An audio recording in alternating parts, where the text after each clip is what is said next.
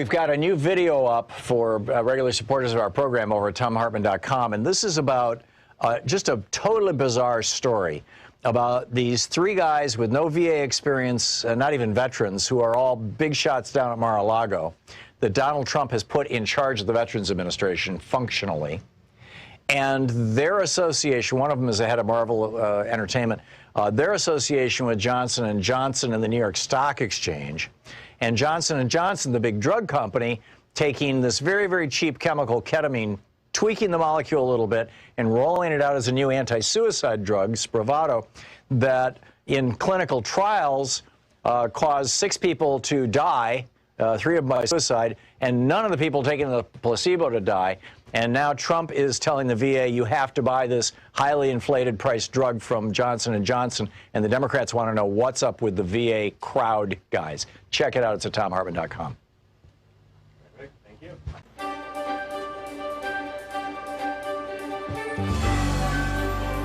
Our book today in the Thom Hartmann Book Club is called Let the People Pick the President, The Case for Abolishing the Electoral College by Jesse Wegman. And I'm reading from the introduction. This is page 20.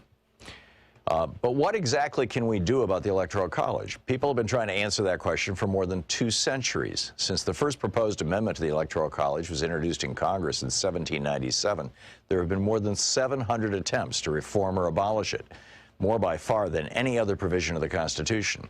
Only one has succeeded, the 12th Amendment, which was ratified in 1804 to fix a technical flaw in the college's design, but left it otherwise intact.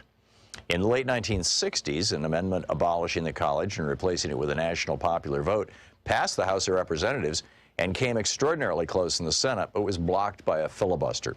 At the time, 80% of the American public supported switching to the popular vote, as did President Richard Nixon and other top Republicans and Democrats. To some, this litany of failures speaks to itself. I think it's a waste of time to talk about changing the Electoral College, former President Jimmy Carter said in 2000. Carter had supported a national popular vote in the 60s and the 70s. I would predict that 200 years from now we'll still have the Electoral College, he said. Was President Carter right? Is it simply our fate as Americans to remain trapped by the historical quirks of a Constitution that is too easy to revere and too hard to change?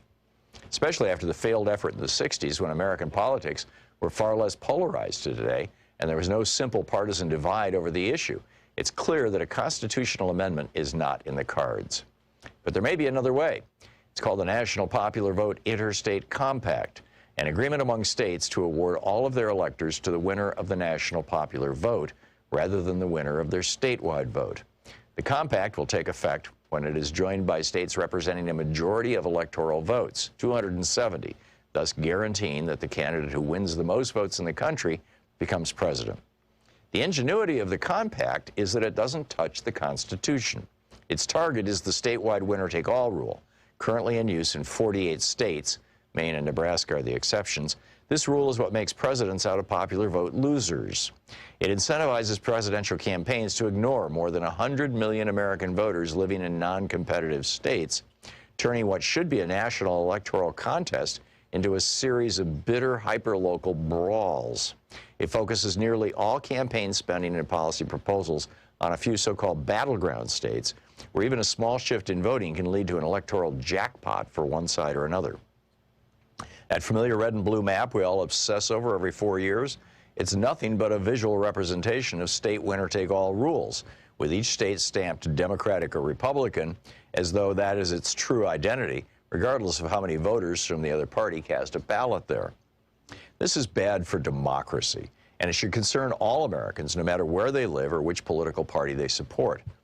In contrast, when candidates know that all votes are equal, and they need a majority of them to win, they're forced to seek the support of all Americans and craft policies that appeal to as many people as possible. The Popular Vote Compact was launched in 2006 and got its first member state, Maryland, the following year. As of October 2019, 15 states in the District of Columbia, together representing 196 electoral votes, had joined. 74 more, and the compact takes effect. So far, only Democratic majority states have joined the compact. And while the 2016 election dealt a significant setback to efforts to enlist Republican-led states, lawmakers of both parties around the country continue to support it, and Republican-led chambers have passed it in 4 states. Critics of the compact call it an end run around the Constitution. And it's true that the Constitution's framers never mentioned something like a popular vote compact. They also never mentioned the winner-take-all rule, but that didn't stop the majority of states from rapidly adopting it to benefit themselves.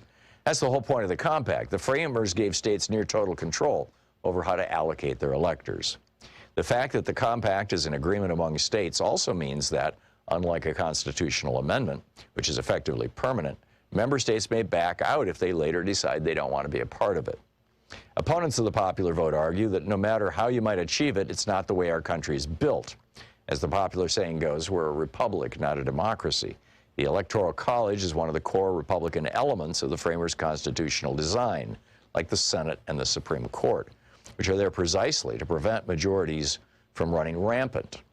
In other words, majority rule is not our only organizing principle, and perhaps not even our most important. There are two problems, however, with this argument. The minor one is on the surface and involves terminology.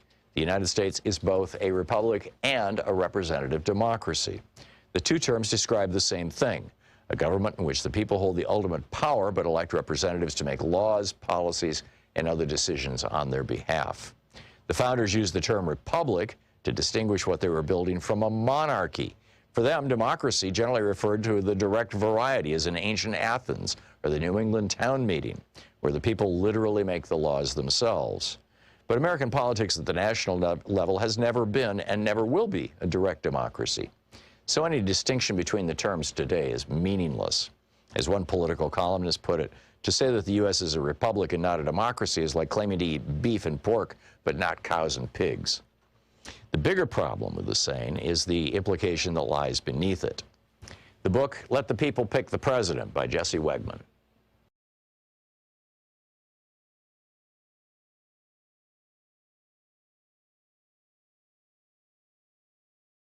This is the Thom Hartmann Program. Well, it's Thursday, and Rick Bright is testifying before Congress right now. He is testifying before the committee, the House Committee on Energy and Commerce, the Subcommittee on Health.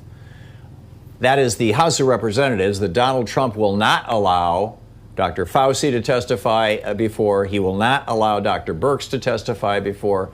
He will not allow the FDA commissioner or the head of the U.S. Department of Agriculture. None of them, nobody from the Trump administration is allowed to testify before the House of Representatives. But Rick Bright said, screw it, I'm going to go. And, well, because he got canned, he's testifying before this committee. He was the director of the Biomedical Advanced Research and Development Authority, also known as BARDA, B-A-R-D-A, Biomedical Advanced Research and Development Authority. And, he said that the office of HHS, quote, engaged in conduct that may constitute violations of law, rule, or regulation, gross mismanagement, a gross waste of funds, an abuse of authority, a substantial and specific danger to public health and safety, and censorship related to scientific research. Debbie Dingell, Congresswoman Debbie Dingell of Michigan, tweeted this morning, had we listened to experts like Dr. Rick Bright, we could have been following the path of countries like South Korea, which have largely contained the outbreak. By the way, just for reference, South Korea has in the neighborhood of 300 deaths in the whole country through this whole time. We're heading toward 150,000, maybe 250,000. We have at least 100,000 right now, over 80,000 officially. She says instead, close to 90 million Americans are dead, over 1 million are sick, and we are facing economic devastation. So Donald Trump's response to this, he's tweeting just, this morning. He tweeted this at 7:21 this morning Eastern time. If I were a senator or congressman, congressman, there are no congresswomen apparently in his world. If I were a senator or congressman, the first person I would call to testify about the biggest political crime and scandal in the history of the USA, by far, all caps, is former President Obama. He knew everything. Do it, Lindsey Graham. Just do it. No more Mr. Nice Guy. No more talk. Right. So a reporter for Politico reached out to Lindsey Graham and said, well, are you going to call Obama before the Senate and browbeat him? And Lindsey Graham said no, and Trump, be careful what you wish for. I would love to see President Obama testify before the Senate. And probably so would he. But there's no way Mitch McConnell and Lindsey Graham are going to allow that to happen. But here we are. Other countries, Taiwan, Australia, New Zealand, South Korea, China. Increasingly, some of the countries of Europe, certainly, Norway, Denmark. Sweden's having a challenge because they're trying Trump's strategy. It's not quite working. Actually, Trump's strategy isn't even Sweden. In Sweden, everybody's wearing masks. People are social distancing. Yes, they're going to restaurants and bars, but they're being careful. And now they're seeing an explosion of deaths. But basically, you've got two kinds of countries in the world now. You've got countries like the developed world, countries like Western Europe, Northern Europe, all across the Pacific Rim. Countries that have said, we're going to stop this virus, we're going to stop its damage to our people, and if possible, we're going to eliminate it. I mean, New Zealand and Australia are on path right now to become literally totally virus-free. And China is claiming that most of their country is completely virus-free right now. Now, take whatever China says with a grain of salt, but I believe Australia and New Zealand and Taiwan and South Korea, Japan, Shinzo Abe just lifted his state of emergency. So outside of eight cities that still have problems, but the country as a whole, no more state of emergency in Japan. They've got this thing under control, or they're getting there. So that's the strategy of most of the developed countries in the world.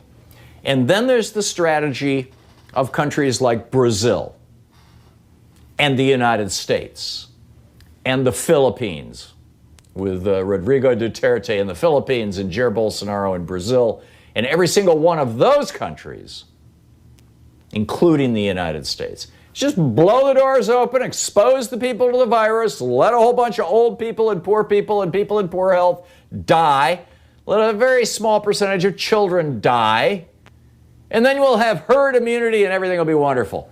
Well, this is a brand new virus. We have no idea how herd immunity works with this virus. We have no idea how many people have to get it and die from it. This is a huge medical experiment that Donald Trump is doing on us that has already killed 80,000 of us, has sickened over 1.25 million of us.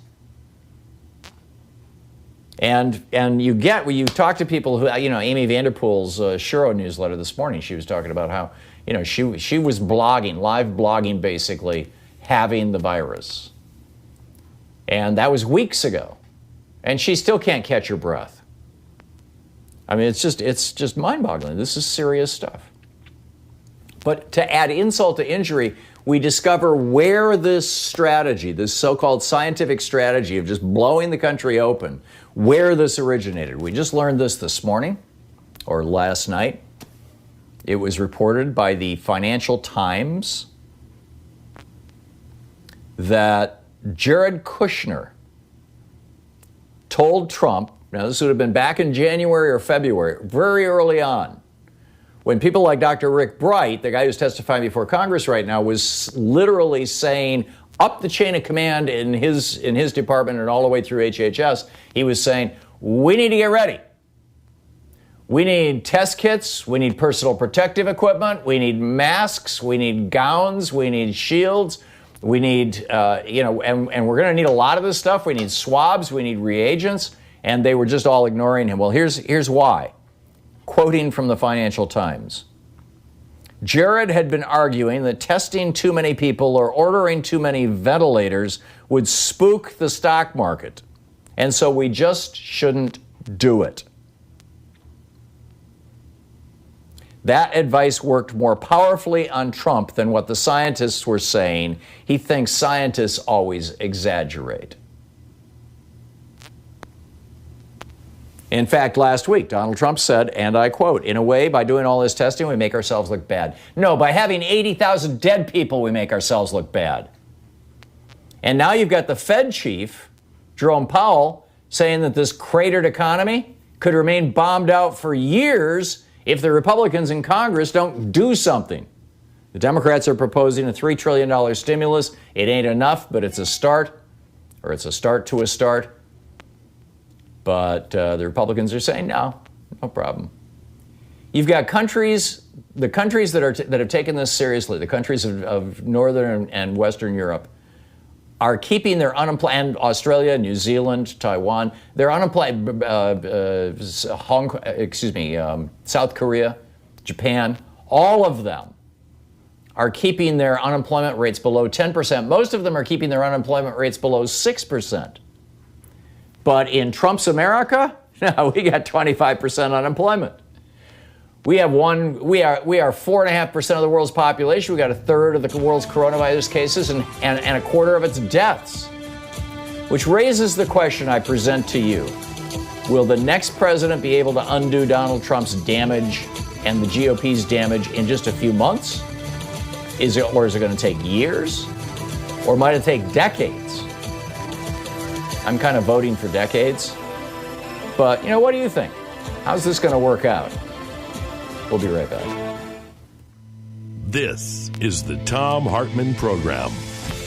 How long is it going to take America to recover from Donald Trump's massive incompetence and, frankly, malice?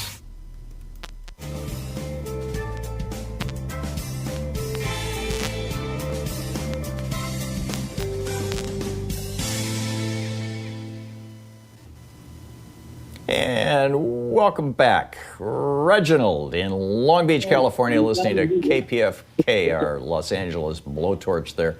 Hey, Reginald, what's on your mind today? Tom, we keep giving the president the benefit of the doubt. We're going to have to accept that this guy just wants to kill off a lot of people. That's it.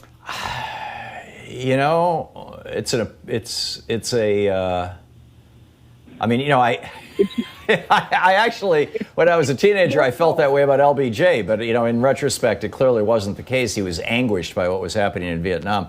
I don't think that Trump, though, is capable of experiencing the kind of anguish that LBJ did over Vietnam. Exactly. I don't think that he wants to kill off people. I think, there's no doubt in my mind he would like to kill people like Democrats. He would like to kill his political enemies. But I think he's more concerned about how it's making him look like an idiot and a buffoon, Reginald. I think it's like his as an empiricist, it's his only choice right now, and he's taking full advantage of it because it eliminates so many people from our culture. Old. Well, it did get a whole hell of a lot easier for him on April 7th. You'll recall as of April 6th. Even Fox News was talking about, okay, we've got to shut down the country. We've got to lock things up. It had been 2 weeks, 3 weeks since Trump had declared a national emergency and told everybody to stay home. And he was trotting Fauci out in front of the camera every single day. But on April 7th, both the New York Times and the Washington Post reported on the front page above the fold that the majority of people dying from this were either elderly in nursing homes or they were black. And that night, 3 different people on Fox News started saying, oh, well, I guess this isn't so bad. And within 3 or 4 days, you had FreedomWorks, the mouthpiece of the Koch brothers, and other billionaires, rolling out this Time to Reopen America plan, which they're still up to, by the way, Reginald. I got the email from them yesterday, saying, hey, it's time, here's how to do it. It's time to reopen America. So, I am strongly of the opinion that now that there's this consensus, in fact, one of the Republican senators this morning who was questioning Dr. Bright went out. In fact, it was Greg Walden. It was the Republican from Oregon, one of our members of Congress. Although he's resigning this year, he's not going to run for re-election. But there he was, the one Republican in the House of Representatives that Oregon sent to Washington D.C. saying, well, we know that this kills a lot of black people and it disproportionately affects minorities. See, that's now the main talking point on the right. And the subtext of that, of course, is, therefore, why bother? Therefore, who cares? Right? It's like the Republican response to the pandemic, now that it looks like it's disproportionately killing black people, which, by the way, should not be a surprise. Cancer disproportionately kills black people, heart disease, diabetes, name your disease. 400 years of, built into us, institutionalized racism is still with us. But now that that's the main talking point for the Republicans, yeah, maybe Trump is saying, as you said, pragmatically. He's a pragmatist. Yeah, they're going to die, so let's make the best of it. Makes sense to me. 20 minutes past the hour. We'll be right back.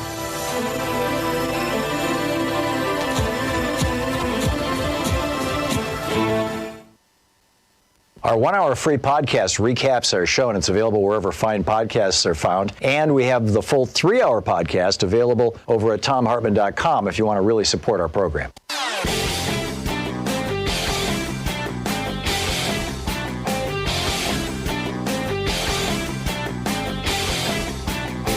So we've got a new video up over at thomhartmann.com for people who support our program, and there's a really troubling concatenation of events that are happening in the United States right now. We created these concentration camps for refugees seeking asylum. This was Stephen Miller's big project. And we've got concentration camps for children, concentration camps for male adults, concentration camps for female adults. And now we've got this virus sweeping through the United States, and people are starting to die in these concentration camps, which has provoked ICE or whoever's running them to deport hundreds of the children back to the countries that they came from without their parents, which is mind-boggling, and in many cases carrying disease. This is serious stuff, and we need to be talking about it. The new video is over at thomhartmann.com.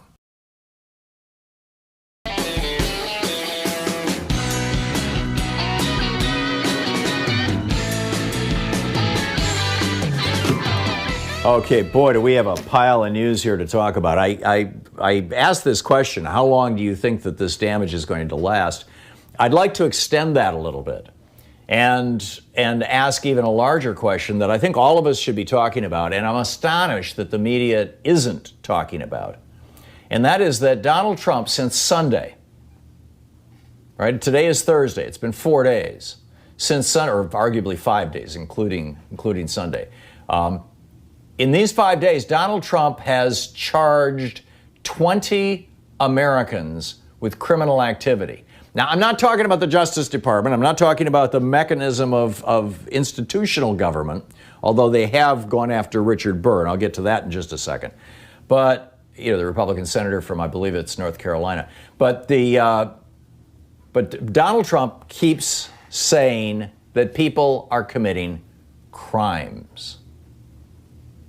Now, if you don't remember Barack Obama ever arguing that people in the Bush administration committed crimes, or people in his own administration who were Democratic appointee or Republican appointees committed crimes, or members of Congress committed crimes, or anybody else committed crimes, that's because he never did.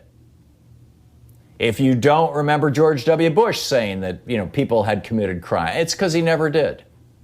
Or Bill Clinton, or George Herbert Walker Bush, or Ronald Reagan, or Jimmy Carter, or Richard Nixon, or Jerry Ford, or John Kennedy, or Lyndon Johnson, or Dwight Eisenhower, or even Harry Truman. I'm probably pretty much through the lifetime of anybody who might be watching or listening to this program.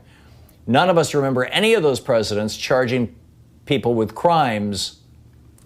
I'm not talking about using the legal system. I'm talking about using their voices, using their bully pulpit.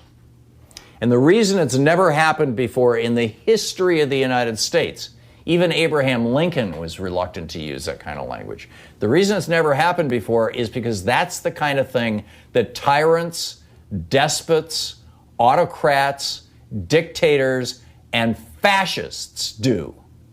We are watching in real time, 20 times in the last 5 days, and the media's, pointing it out, but they're using words like, it's unusual that he's talking like. BS, it's not unusual. It's fascism. This is how authoritarians talk. When Rodrigo Duterte, the president of the Philippines, started talking about how drug dealers and drug users probably should be killed because they're such criminals, his police went out and, without any judicial process whatsoever, murdered over 10,000 of them. I mean, these are the steps to authoritarianism. These are the steps to fascism. First, you start calling people criminals.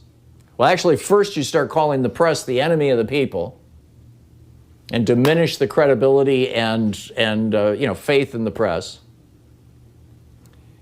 And then you start promoting lies and alternative stories that conflict with what the press is reporting. And then you start calling the people who are calling you out criminals. And then you start punishing your enemies and helping your friends. And that's where we're at right now. Which is really pretty friggin' breathtaking when you think about it.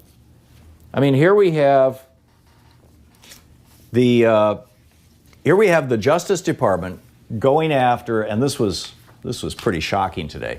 The Justice Department going after a sitting senator. All right, this is something that just generally does not happen. You don't have sitting senators being in the crosshairs of the Department of Justice. It shouldn't happen, absolutely shouldn't happen. And here it is. Richard Burr is the Republican, here we go. Richard Burr is the Republican chairman of the Senate Intelligence Committee. He's the guy who led the investigation that said, yes, Russia interfered in our election to help Donald Trump. He signed off on that. He said that they had done it before and that they were going to do it again. And so now the FBI just busted Burr.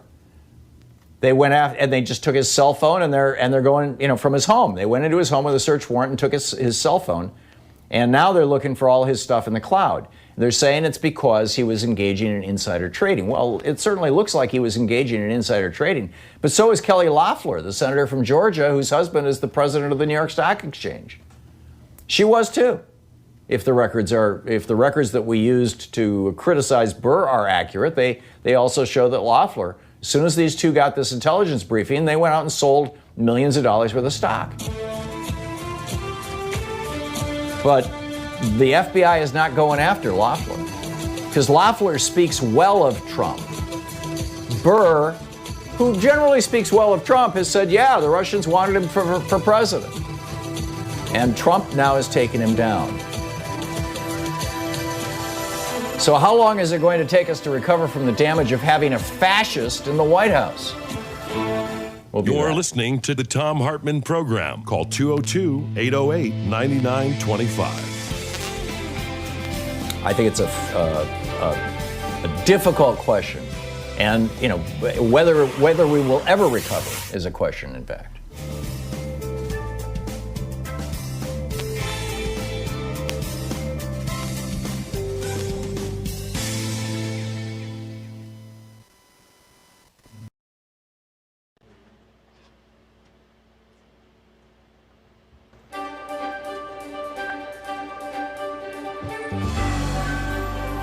Our book today in the Thom Hartmann Book Club is called Let the People Pick the President, The Case for Abolishing the Electoral College by Jesse Wegman. And I'm reading from the introduction. This is page 20. But what exactly can we do about the Electoral College? People have been trying to answer that question for more than 2 centuries. Since the first proposed amendment to the Electoral College was introduced in Congress in 1797, there have been more than 700 attempts to reform or abolish it, more by far than any other provision of the Constitution. Only one has succeeded, the 12th Amendment, which was ratified in 1804 to fix a technical flaw in the college's design, but left it otherwise intact. In the late 1960s, an amendment abolishing the college and replacing it with a national popular vote passed the House of Representatives and came extraordinarily close in the Senate, but was blocked by a filibuster. At the time, 80% of the American public supported switching to the popular vote, as did President Richard Nixon and other top Republicans and Democrats. To some, this litany of failures speaks to itself. I think it's a waste of time to talk about changing the Electoral College, former President Jimmy Carter said in 2000. Carter had supported a national popular vote in the 60s and the 70s. I would predict that 200 years from now, we'll still have the Electoral College, he said. Was President Carter right? Is it simply our fate as Americans to remain trapped by the historical quirks of a Constitution that is too easy to revere and too hard to change? Especially after the failed effort in the 60s, when American politics were far less polarized to today, and there was no simple partisan divide over the issue. It's clear that a constitutional amendment is not in the cards. But there may be another way. It's called the National Popular Vote Interstate Compact, an agreement among states to award all of their electors to the winner of the national popular vote rather than the winner of their statewide vote. The compact will take effect when it is joined by states representing a majority of electoral votes, 270, thus guaranteeing that the candidate who wins the most votes in the country becomes president. The ingenuity of the compact is that it doesn't touch the Constitution. Its target is the statewide winner-take-all rule, currently in use in 48 states. Maine and Nebraska are the exceptions. This rule is what makes presidents out of popular vote losers. It incentivizes presidential campaigns to ignore more than 100 million American voters living in non-competitive states, turning what should be a national electoral contest into a series of bitter, hyper-local brawls. It focuses nearly all campaign spending and policy proposals on a few so-called battleground states, where even a small shift in voting can lead to an electoral jackpot for one side or another. That familiar red and blue map we all obsess over every 4 years, it's nothing but a visual representation of state winner-take-all rules, with each state stamped Democratic or Republican, as though that is its true identity, regardless of how many voters from the other party cast a ballot there. This is bad for democracy, and it should concern all Americans, no matter where they live or which political party they support. In contrast, when candidates know that all votes are equal and they need a majority of them to win, they're forced to seek the support of all Americans and craft policies that appeal to as many people as possible. The Popular Vote Compact was launched in 2006 and got its first member state, Maryland, the following year. As of October 2019, 15 states in the District of Columbia, together representing 196 electoral votes, had joined. 74 more, and the compact takes effect. So far, only Democratic majority states have joined the compact. And while the 2016 election dealt a significant setback to efforts to enlist Republican-led states, lawmakers of both parties around the country continue to support it, and Republican-led chambers have passed it in 4 states. Critics of the compact call it an end run around the Constitution. And it's true that the Constitution's framers never mentioned something like a popular vote compact. They also never mentioned the winner-take-all rule, but that didn't stop the majority of states from rapidly adopting it to benefit themselves. That's the whole point of the compact. The framers gave states near total control over how to allocate their electors. The fact that the compact is an agreement among states also means that, unlike a constitutional amendment, which is effectively permanent, member states may back out if they later decide they don't want to be a part of it. Opponents of the popular vote argue that no matter how you might achieve it, it's not the way our country is built. As the popular saying goes, we're a republic, not a democracy. The Electoral College is one of the core Republican elements of the framers' constitutional design, like the Senate and the Supreme Court, which are there precisely to prevent majorities from running rampant. In other words, majority rule is not our only organizing principle, and perhaps not even our most important. There are 2 problems, however, with this argument. The minor one is on the surface and involves terminology. The United States is both a republic and a representative democracy. The 2 terms describe the same thing, a government in which the people hold the ultimate power but elect representatives to make laws, policies, and other decisions on their behalf. The founders used the term republic to distinguish what they were building from a monarchy. For them, democracy generally referred to the direct variety, as in ancient Athens or the New England town meeting, where the people literally make the laws themselves. But American politics at the national level has never been and never will be a direct democracy. So any distinction between the terms today is meaningless. As one political columnist put it, To say that the U.S. is a republic and not a democracy is like claiming to eat beef and pork, but not cows and pigs. The bigger problem with the saying is the implication that lies beneath it. The book, Let the People Pick the President by Jesse Wegman.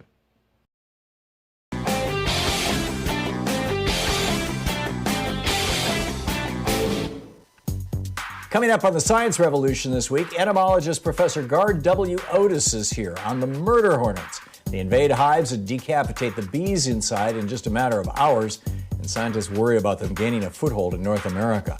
Beyond nuclears, Kevin Camps drops by on the announcement of the U.S. Nuclear Regulatory Commission that it's proceeding illegally with licensing a proposed high-level radioactive waste dump in New Mexico. Plus, author Stephen Hassan on the cult of Trump. Find the Science Revolution wherever fine podcasts are available.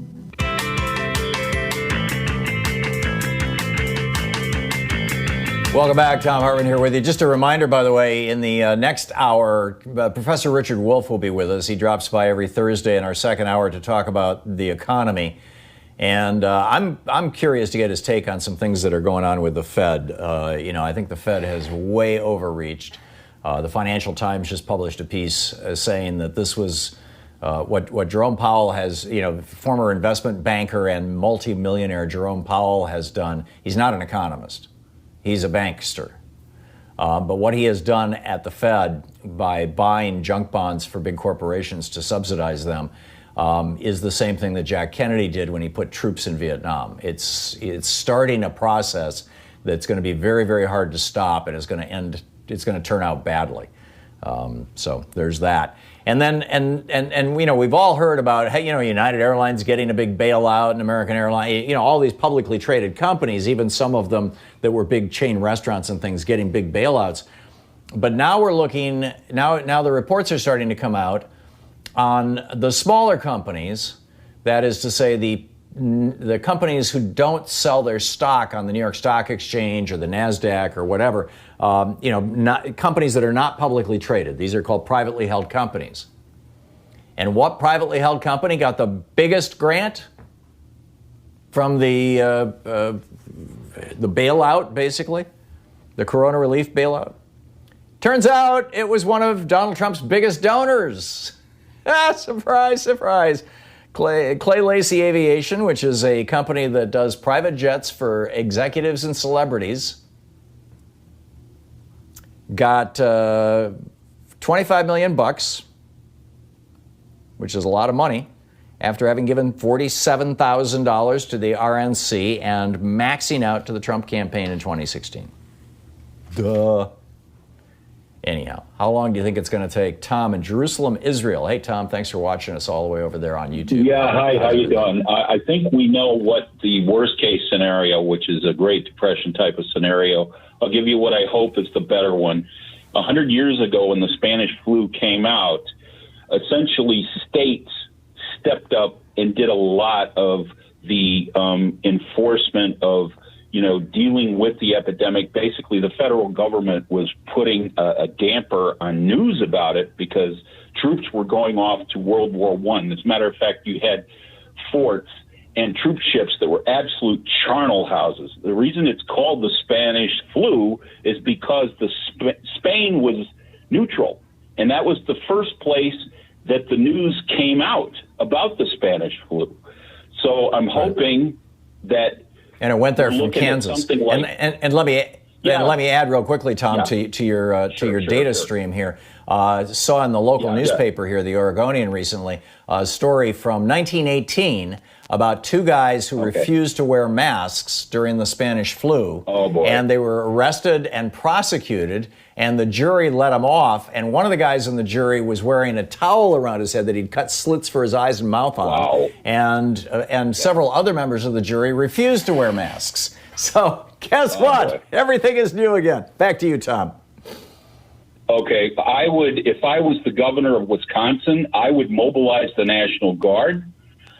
Since Trump wants to bring out the liberate people, I would say, look, I have a revolt going on, and then he kicks it up from the state Supreme Court that's dominated by the conservatives up to the Supreme Court. And I think the governors need to just go toe-to-toe and face the president down, say, we have an emergency. You want to get a rebellion going? Okay, fine. We're going to deal with it. I'm afraid that's it. And then hopefully it'll just last a year like the panic of 1920. Anyway, that's it. Well, and what happened with the Spanish flu was it simply mutated into a less virulent or a less deadly variety. Which the flu does. It was not just herd immunity. It was actual mutation of the virus. But that said, I'm curious. You're there in one of my favorite cities, Jerusalem. How is Israel dealing with this? Oh God, very, very patchwork. Basically, what happened was, even though Netanyahu's an idiot, what they did was they got the head of the Ministry of Health, who wasn't a doctor, and they basically put him in a corner and got the number 2 to this guy Grotto to come up and actually start taking it seriously. And even though it's piecemeal, essentially it's only like it's under 250 deaths, and they're starting to be able to open up. But the key is you have to have testing. You must have testing. There's not going to be. Do you have testing in Israel? Yes, it's pretty wide. It's not perfect, but it's pretty wide. And the social system, who this other idiot, the ultra-Orthodox guy, basically was putting the money over to his organizations, and that's why the hospitals were so overwhelmed here. But at least things at the very last minute, people started to take it seriously. And so we didn't have as bad as like Iran or something like that. Hopefully that'll give you the information. Good. Glad to hear it. Tom, thank you very much for the call. It's great to hear from you. Thank you. Thank you. And thanks for watching us on YouTube there in Israel. Paul in Lucerne, California. Hey, Paul, what's up? Hey, Tom. I'd like to talk about 2 real quick things in 30 seconds. One, the WHO is warning people against herd immunity. There's lots of evidence that you've caught it. People have caught it more than once. It mutated from China to Europe to become more contagious. And then when it got here, it became more persuasive. And that's what these things do. And the second quick thing is, with all this money the Fed is pumping into the stock market, if it was just to give the American people that money, they would spend it in the economy, and we wouldn't slip into a depression, and we wouldn't have to bail out the stock market. Right. It's been $6 trillion that the Fed has shoveled out to big corporations and banks. If they would have given that to us, we'd spend it. Yeah, absolutely. You're talking like John Maynard Keynes. I'm with you. Thank you very much, Paul. John in Los Angeles. Hey, John, what's up? Hello, Tom. Hey. Are you getting better? Yeah, what's on your mind, John? Good. I believe that the economy and the society in general could recover, depending on what that definition is, within 5 years, if the right things are finally done. So that's your answer. I mean, keep in mind the great crash of 1929. We didn't really get out of that until 1946, 47. I mean, it was the end of World War II. There was this massive government stimulus program called World War II that really popped us out. Say it was 46 or 47 that we got out of it. It started in 1929. That's 18 years. You think we can get out of this in 5? Yes, because people are starting to change their minds, I'm thinking. What our society has been based on is fear up to now, primarily, and lack of social responsibility. And people are starting to get that social responsibility of motivation back.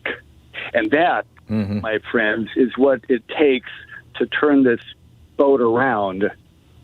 And, it may not go back to what it was. I hope not, because back then it was all based on greed, fear, which are basically the same thing. Okay, greed is just an offshoot of fear.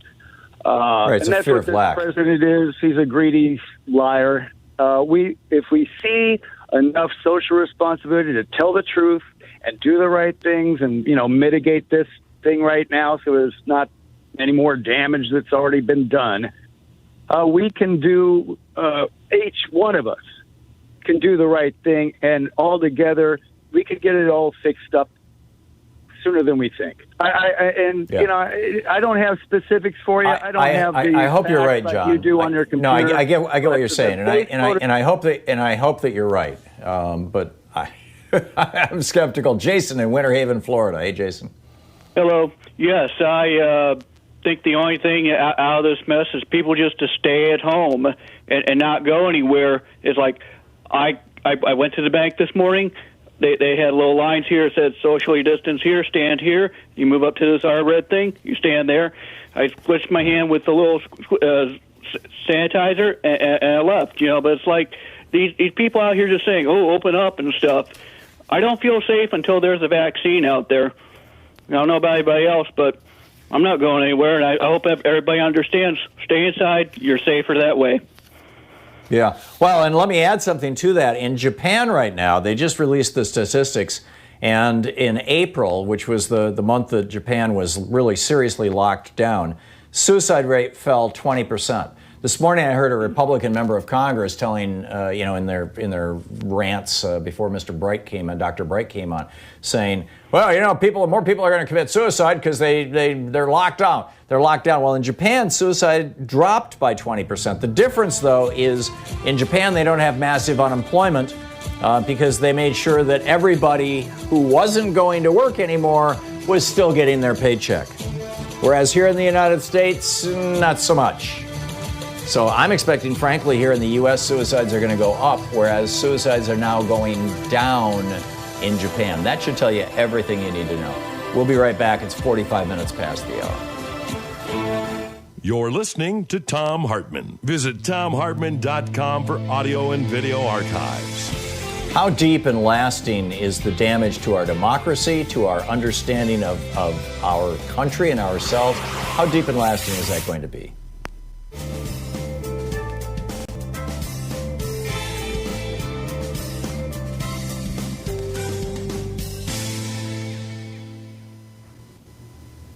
And welcome back. And let's see here. John in Redmond, Washington. Hey, John, what's on your mind today? Hey, how's it going? Just another dose of optimism here, I think. Just as Dr. Bright mentioned in his hearing this morning, that, aggressive optimism in terms of the COVID-19 virus would probably take 18 months, if everything goes perfect, to get a vaccine. In parallel, I think to get out of the Trump virus, so to speak, just to be optimistic, I think if we won the Senate and we held the House with the Democratic president, I think we could do a lot of change, at least 50, 75% change to improve things within 18 months, maybe even 2 years. That's just my take from a federal level, and I think the counterpart to that is what John was mentioning about the local, state and local level. If they're in parallel doing positive things, I think we could get out of this at least under 5 years. Just my thought. I think the question ultimately is, are we ever going? In fact, there's probably a bigger question than the question that I've presented, and that bigger question is, will we ever become a country that has the virus under control? Are we going to, is it even possible for us to consider ending up like Canada or New Zealand? Not Canada. Canada's struggling with this. New Zealand, Australia, Taiwan, South Korea, countries that have actually locked it down. Now, most of those are island nations, so they have more control over their borders. But Trump has sealed up our borders pretty well. So, if we can keep sick Canadians and Mexicans out of the United States and we can, stop international flights. But, how do you wring the virus out of a nation where, 1.5 million of us, and we'll hit that number, in the next week, where 1.5 million of us are infected that we know of, which means that there's probably 4 or 5 million of us that are infected. We're pushing, 1, 2, 3, 4% of our population maybe. How long does it take to wring that out? Is it even possible? Yeah. Well, and I know this is more viral than AIDS, but I'm thinking of, maybe not a vaccine, but therapeutics. Maybe we'll have some breakthroughs in the next 18 months on therapeutics. You're right. Because now we've got drugs for AIDS that so completely suppress the virus that people are no longer even infectious, even though we haven't conquered AIDS. We don't have a vaccine for AIDS. We tried several vaccines for AIDS. None of them worked. AIDS is an RNA virus, just like coronaviruses are. It's not a DNA thing. Tough one. It's a tough one. We'll see. John, thank you very much for the call. I got 25 seconds here. I just, I want to point back, not enough time to put a caller on, but I'll pick up your calls in just a second. The suicide rate in Japan falling by 20%. I'm wondering if this is happening across Europe as well. Because they said this is why. This is from The Guardian today, article by Gavin Blair. People spending more times with their families, fewer people commuting to work, which is extremely stressful. They pack them in like sardines in the Japanese pub. I've been there. It's incredible. They have people, they're called pushers. They actually stand there and shove you into the car. And delays at the start of the school year, which is also, high pressure, high stress, reducing childhood suicides as well. The suicide rate dropping by 20%. It's got to be going up here. We'll be back. Thom Hartmann here. Everybody knows about the war that billionaire oligarchs and giant corporations have waged against working class Americans since the Reagan Revolution. But there's a big piece of that most Americans don't know. It has to do with a racist guy named Robert Bork who convinced Congress and the Supreme Court to change our laws about monopolies. You can read all about it in my new book, The Hidden History of American Monopoly, available for pre-sale right now wherever fine books are sold.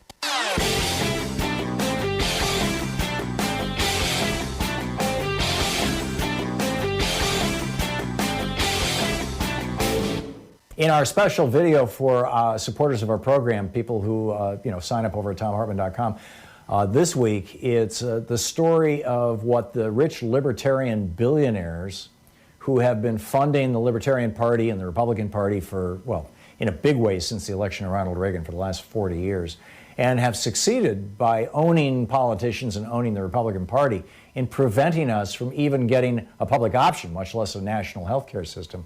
What they are doing, what their answer is, what their response is to the question, what do we do when things really go bad? When the economy's falling apart, when epidemic disease is sweeping the country, what do we do? Well, it turns out they've got an answer. It's just not an answer for all the rest of us. They're getting in their private jets and heading off to their private little bunkers. Seriously, that's what they're up to. So I lay out the whole story, complete with details and names. Over at thomhartmann.com. Check it out. Thanks so much. Let me throw, we can continue this conversation into the second and third hour of the program as well. Let me throw another piece into the hopper here for this conversation about how long is it going to take for us to recover. How long is it going to take for us to recover from the depression? B, how long is it going to take us to recover from the public health emergency? C, how long is it going to take for us to recover from the damage that's been done to our democracy by 3.5 years of the Trump administration? And I would add the 8 years of the Bush administration before that, going all crazy, Patriot Act on us and things like that. But let me add something to this. We may never have a vaccine for this coronavirus, because we have never successfully developed any vaccine for any coronavirus. And we've tried. We've tried to develop vaccines for MERS. We've tried to develop vaccines for SARS. We have certainly tried to develop vaccines for 50 years now for the common cold, which is a category of coronavirus. None of them work. Similarly, we've tried to create a vaccine for AIDS. None of them worked. But we do have drugs that mitigate the impact of AIDS, so we may have therapeutics that will mitigate the impact of this coronavirus. But what if there isn't, what if we have several years here where there is no therapeutic? Where, it's still a horrible, horrible disease that knocks you down very, very badly. And can cause permanent, lasting brain damage, kidney damage, lung damage, vascular system, heart damage. And we know it does all those things right now. What does that do for us? Because keep in mind that you've got countries like, again, Australia, New Zealand, Taiwan, South Korea. You've got countries that have been very successful at collapsing the number of infections they have. And you're seeing this all across Western Europe as well. And now many of those countries are in the process of actually trying to eradicate. This is what's called a containment strategy. They're containing the virus, and now they're working to eradicate it. And then on the other hand, you've got countries that are not doing that. Jair Bolsonaro in Brazil, here in the United States, Donald Trump, Rodrigo Duterte in the Philippines, where it is just going right through the roof. And if you take New York, if you take them through the roof, and it's going to get worse with Trump's opening the country. So what happens if this virus is so deeply buried in the United States now, with 1.5 million diagnosed cases, probably 4 or 5 million actual cases floating around, that it's just continuously endemic? It'll be like the years that we lived with typhoid or with yellow fever. We had periodic typhoid epidemics in New York. Edgar Allan Poe fled New York City and went upstate to avoid the typhoid epidemic. I mean, we've been there before. How long does that last? Anyway, Sarah in Tarzana, California. Hey, Sarah, what's up? Well, I put the question that people should start asking Trump in press conferences. When he starts spouting off like a doctor, he's insulting people like my late father, who was a valedictorian of his med school class. People should point blank ask him, Donald, what medical school did you go to? Can you prove you his response know what you're to that, talking Sarah. about? He has a response to that. It's what he said the other day at, he was at the CDC. This was three or 4 weeks ago. And he said, I've got an uncle, John Trump, who he's passed away now, who was a scientist and a professor at MIT, and therefore I've got a really big brain, and it's all in the genes. That's literally, he said that more than once. A couple days ago, he said, I've got a really good you-know-what, and he pointed to his head. I mean, he didn't want to be ridiculed again, but that's what he's going to say. But Sarah, I think, he's trying to play doctor, and it's not working out so well. Yeah, it's an insult to the memory of my valedictorian of his med school class, passed the National Med Board's late father, and his 2 brothers, who both graduated magna cum laude, and my dad was considered a celebrated enough doctor on the staff of one of the hospitals he worked in that when Dr. Frank Jobe, the well-known orthopedist, needed a recommendation to get into an advanced orthopedic practice, he used my father as one of his references. And congratulations! My dad sounds be like quite a sitting family in his grave right now. Yeah, I'm guessing that there are medical professionals all across the country who are listening to Dr. Bright, for example, and going, "What? Really? What?" Sean, I think we should be in a break right now, shouldn't we? There we go. So we'll be back. Richard Wolff, Dr. Richard Wolff, actually, although he's got a PhD in economics. He's a real economist. The guy who runs the Fed, he's just a banker, a multimillionaire banker, Jerome Powell. But the real economist will be with us right after this. Stick around. You're listening to Thom Hartmann.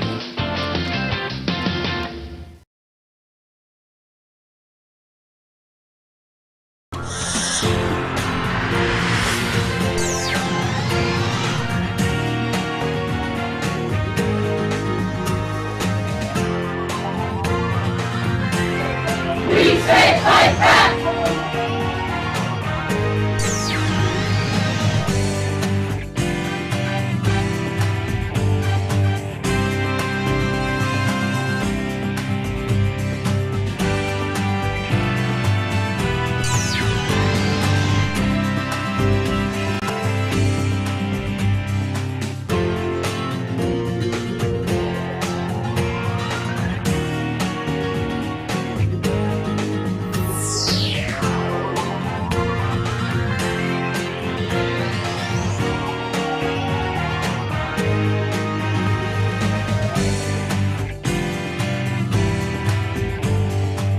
So we've got a new video up for regular supporters of our program over at thomhartmann.com, and this is about just a totally bizarre story about these three guys with no VA experience, not even veterans, who are all big shots down at Mar-a-Lago, that Donald Trump has put in charge of the Veterans Administration functionally.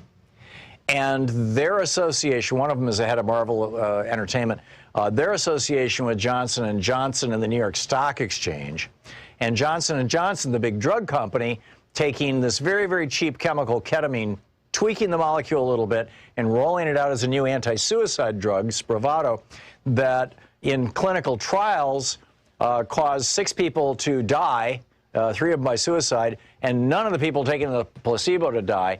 And now Trump is telling the VA, you have to buy this highly inflated price drug from Johnson & Johnson, and the Democrats want to know what's up with the VA crowd guys. Check it out. It's at thomhartmann.com. Thank you.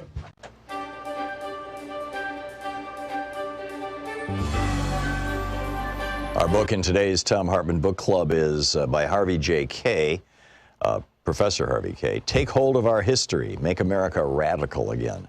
This is from the introduction.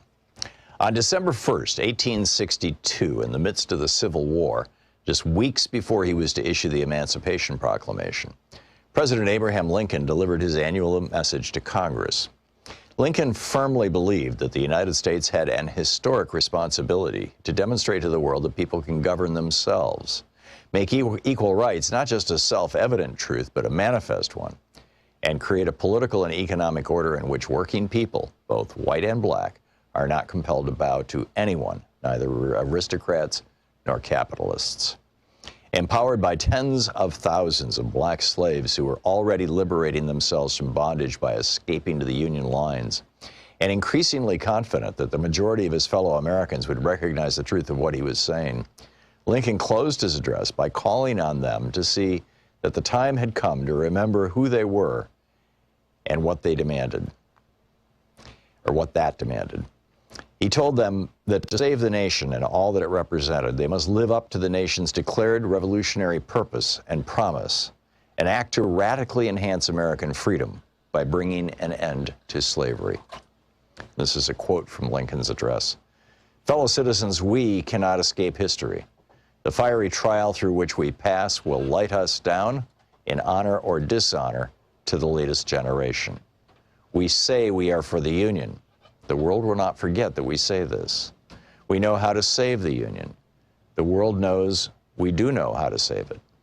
We, even we here, hold the power and bear the responsibility.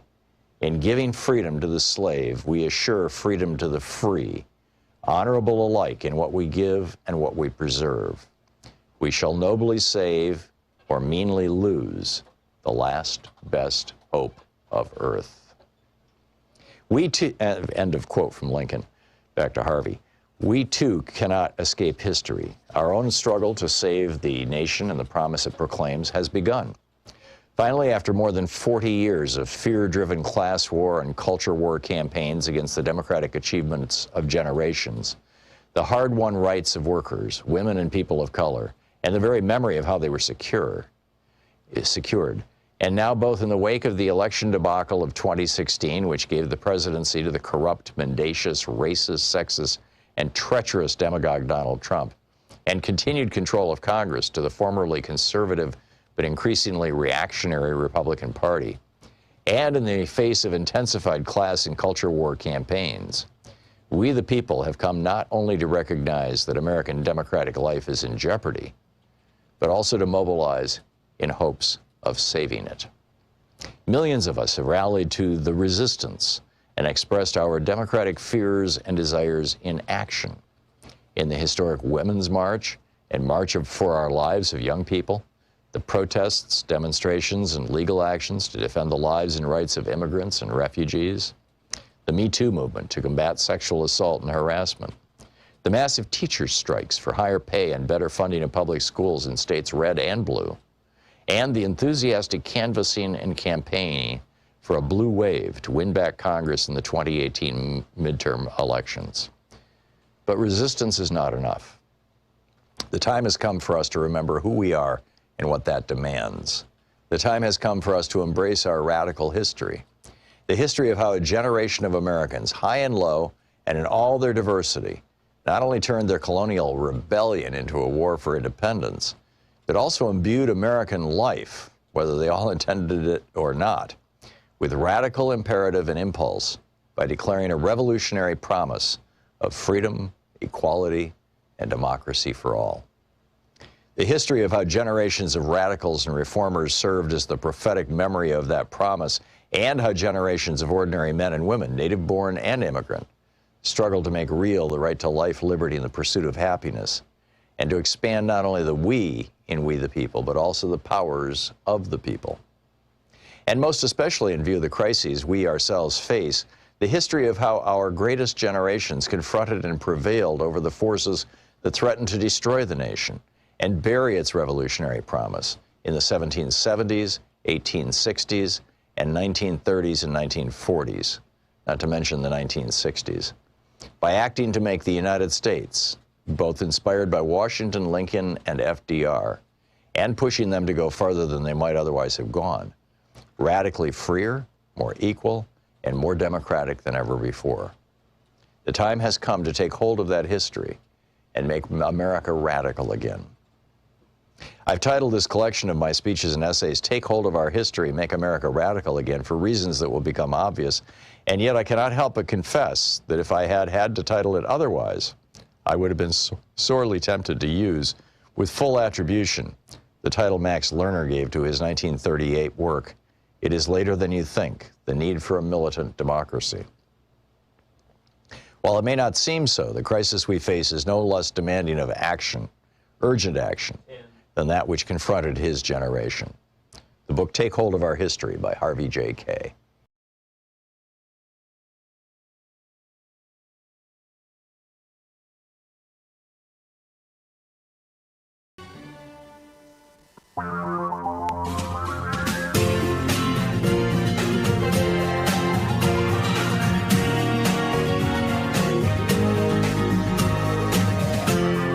This is the Thom Hartmann Program. Welcome back. Thom Hartmann here with you, and on the line with us is Professor Richard Wolff, the economist, co-founder of democracyatwork.info, the author of numerous books, his most recent, Understanding Socialism. And in addition to democracyatwork.info, you can find his work at rdwolff with 2fs.com, and you can tweet him at profwolff with 2fs. And Professor Wolff, welcome back to the program. It's so nice to have you. I shared with you this morning this article in the Financial Times titled "The Fed's Vietnam Moment" by Robin Wigglesworth, in which Robin is suggesting that by going into a territory, I mean, you're an actual economist. Jerome Powell is a banker. He's not an economist. He's a multimillionaire banker and hedge fund guy. Who's running the Fed, and they're starting now to buy not just corporate bonds, including bonds of banks and big manufacturing companies and things, which are obviously supporting their stock prices, but they're also buying junk bonds. And in this article, Wigglesworth is saying, you know, this is sort of like Jack Kennedy putting some men in Vietnam. It's going to be really hard to pull out. It's going to end badly. I'm wondering your thoughts on that, sir. Yeah, I think Robin's right on the money. This is being done. Maybe he, didn't think this through. This is being done on the basis of panic. I've been trying to explain to audiences. What you're seeing now is not some kind of cool, calm application of well-trodden paths of policy. Yes, they talk like that, and they dress in their suits and ties, and they're supposed to exude calm. But right beneath that, a millimeter under that surface, is sheer panic. We've never seen a stock market collapse the way it did, that far, that fast. We've never seen the explosion of unemployment that far, that fast, even including the Great Depression. So we are in uncharted, terrifying territory, and literally what you're seeing is that the Federal Reserve is throwing all kinds of money, now measured in the trillions, at everything that it can think of.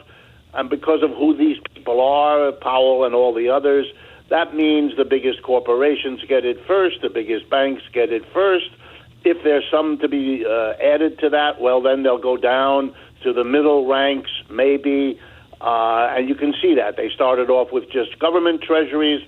Then they started buying the best-rated corporate bonds. Now it's the not-so-best-rated corporate bonds. They are desperate. They will continue. They really do have the attitude that people have going into a primary election. If you don't win the primary, there's no point in worrying about the general election. You won't be in it. So you've got to give your all to the primary, even if it requires you to say and do things that will come back to haunt you later. And these things will. You're creating a situation in which every problem, every sizable corporation faces now, no matter how much it's its own fault, the quickest, simplest, and easiest and cheapest way to solve the problem is to issue bonds, sell them to the Federal Reserve, who are desperate to buy them anyway. The opportunity for chicanery, corruption, misallocation of resources is stupefying. CEO after CEO will get their hands on this virtually free money from the Fed, plow it into the stock market. That's where you'll see the inflation. You've already seen it the last 2 or 3 weeks. And it'll be a casino going up at the same time that the underlying economy is literally going in the opposite direction. Look at it this way, Tom. For the last month, 35 million Americans lost their job. And the stock market did really well for the top 5% of the people who own the bulk of the stocks. A disconnect like that, that's a system spinning out of control. Yeah. To what extent is the Fed constrained in basically, creating money and loaning it out to big corporations by buying their bonds? My understanding was that they have to take a certain amount of money from the Treasury and use that basically as a reserve or a floor or something, and then they can leverage against that at a particular ratio, and that in 2 of the bailouts there has been money set aside for the Fed to use this way. My recollection was it was between $400 and $500 billion, and then there was another one that was much smaller, $10-20 billion, that they could then leverage into 5, 6, 7 trillion or hundreds of billions. Do I have that right? My understanding that's very fuzzy. I'm sorry. You have it right in terms of the formality, but the reality behind the formality is that the limit they have in terms of the amount of money the Treasury has set aside, that's a congressional action. And if the Fed were to go and say, look, $4 trillion isn't enough, it has to be $6 trillion, it would probably take them a matter of minutes to get the votes out of the Congress, and unfortunately from the Democratic side too, to get that amount extended, enlarged, to free them up. In practice, given the political realities, there is no limit. They create money now by literally hitting a key on a keyboard that raises the amount of money in a large bank's account at the Fed by however many billions of dollars the Fed thinks would, quote unquote, help the economic situation of the United States. That's what they sit around and decide. They are not effectively constrained by that little arrangement that you described quite well. Am I correctly remembering also that the Fed can't directly buy treasuries or corporate bonds? They have to buy them through an intermediate bank, and that bank gets to charge a fee. So if the Fed is buying trillions of dollars worth of bonds, the New York banks are making presumably hundreds of billions of dollars in profits? I believe the arrangement is that the Fed has to buy through what are called dealer banks. And those are banks that have, because of their size and their history, qualified to be one of the transacting dealers with the Federal Reserve. And yes, the dealers get a fee for what they do, and the banks make their money mostly by first lending money to the U.S. government, the Treasury, and then immediately reselling the bonds they get in exchange, the U.S. Treasury bonds, for a few dollars more per 100 to the Federal Reserve, so it can pump money in by buying those treasuries that the banks had bought literally an hour earlier from the U.S. Treasury. So it's a bit of playing a game, of making there be some routines, because the fear was if you didn't have a few of these formal steps, granted that they're not real, but they're formal steps, then there would be literally nothing to prevent a president like Trump or anybody else from just using the printing press. And there's that scary history, now roughly 5,000 years old, of emperors, kings, monarchs of all kinds printing money so that the population slowly loses faith in the money. The old story of gold coins that were 90% copper because that was the way for the king to fake it. The fear of that, the fear of all the empires that collapsed when they got into this endless money generation by whoever was in authority, that's why we have some of these intermediate steps. But if you ask your question, do they really limit? No, they are steps to go through. They're governed by political procedures. The terror in Washington is now so deep across both political parties that if the Federal Reserve says almost anything that it needs, they are not going to be in a position to say, no, that's a political risk none of them is prepared to take. That's absolutely extraordinary. Professor Richard Wolff, democracyatwork.info and rdwolff with 2fs.com, Prof. Wolff on Twitter. Thank you, Dr. Wolff. Thanks so much for dropping by today. My pleasure, Tom. Glad to be speaking with you. Thank you. Back at you. We'll be back with more of the news of the day and your calls, my thoughts, etc. in just a moment. It's 15 minutes past the hour. This is the Thom Hartmann Program. Stick around. We'll be right back. That article, by the way, was called The Fed's Vietnam Moment. It's at the Financial Times if you want to read it.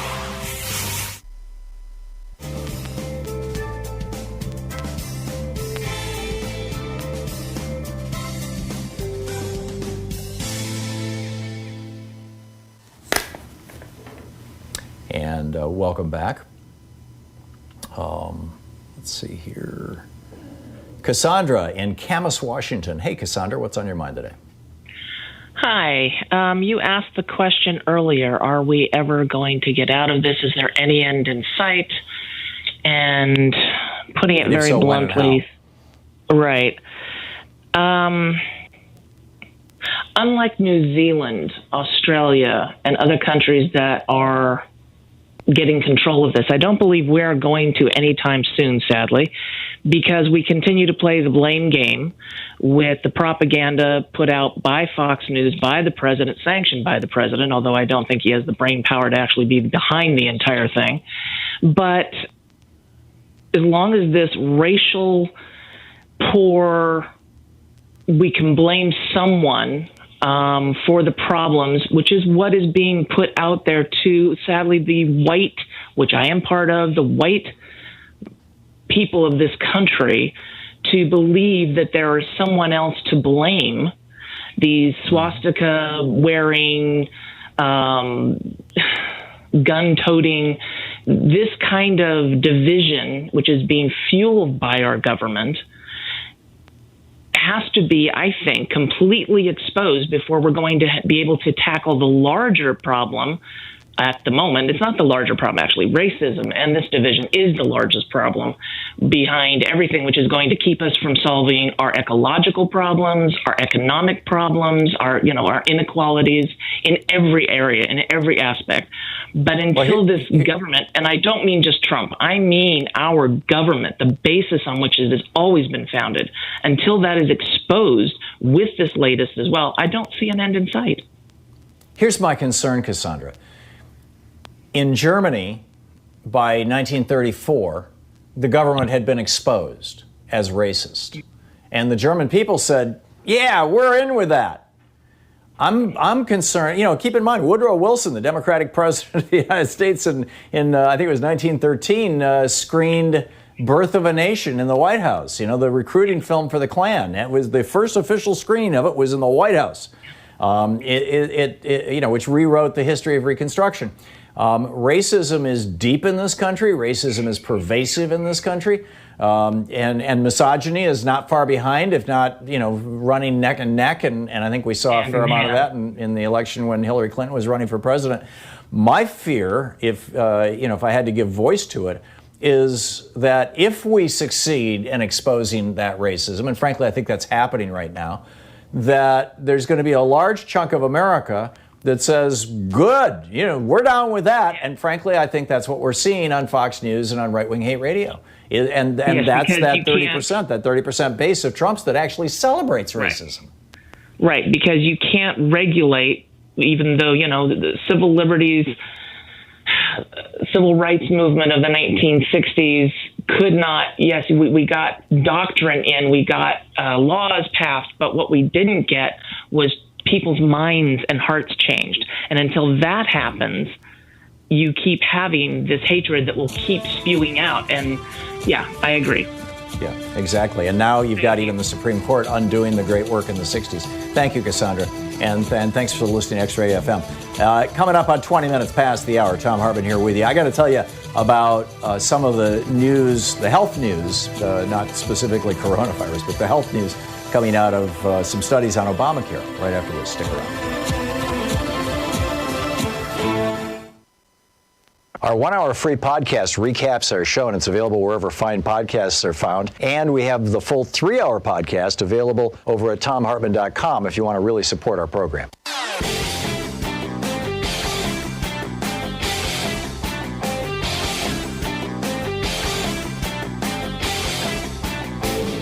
So nuclear power is being sold as the thing that's going to save us from climate change. It's not. Not only does it take mind-boggling amounts of carbon to even build a nuclear power plant, all that concrete, all that steel, all that stuff that has to be hauled in and transported, and then you got to mine the uranium, and then you got to ship it, and all this kind of stuff. But now the industry is out with their hand out. 20 years ago, we subsidized the industry to the tune of $100 billion, and that's not the unquantifiable amount from the Price-Anderson Act, where we insure nuclear power plants as well. These are just subsidies, and now we've got a whole set of brand new subsidies that companies in New York and Ohio and Pennsylvania and New Jersey are coming to the ratepayers. It's mind-boggling.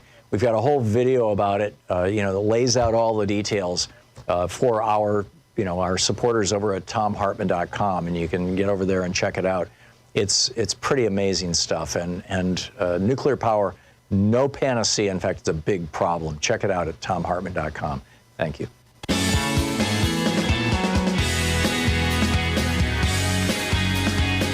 So, some interesting health news out here that I wanted to share with you that I think ties a whole bunch of stuff together. Public health, the ability of people to survive, suicide, death rates, cancer, and politics are all inextricably intertwined. For years and years and years, I've been sharing with you. This was published in 2002 by the British Broadcasting Corporation, the BBC. They published a study back in 2002 that looked at 100 years of suicide statistics in the United Kingdom and Australia. And what they found was that whenever there was conservatives in government, suicide went up.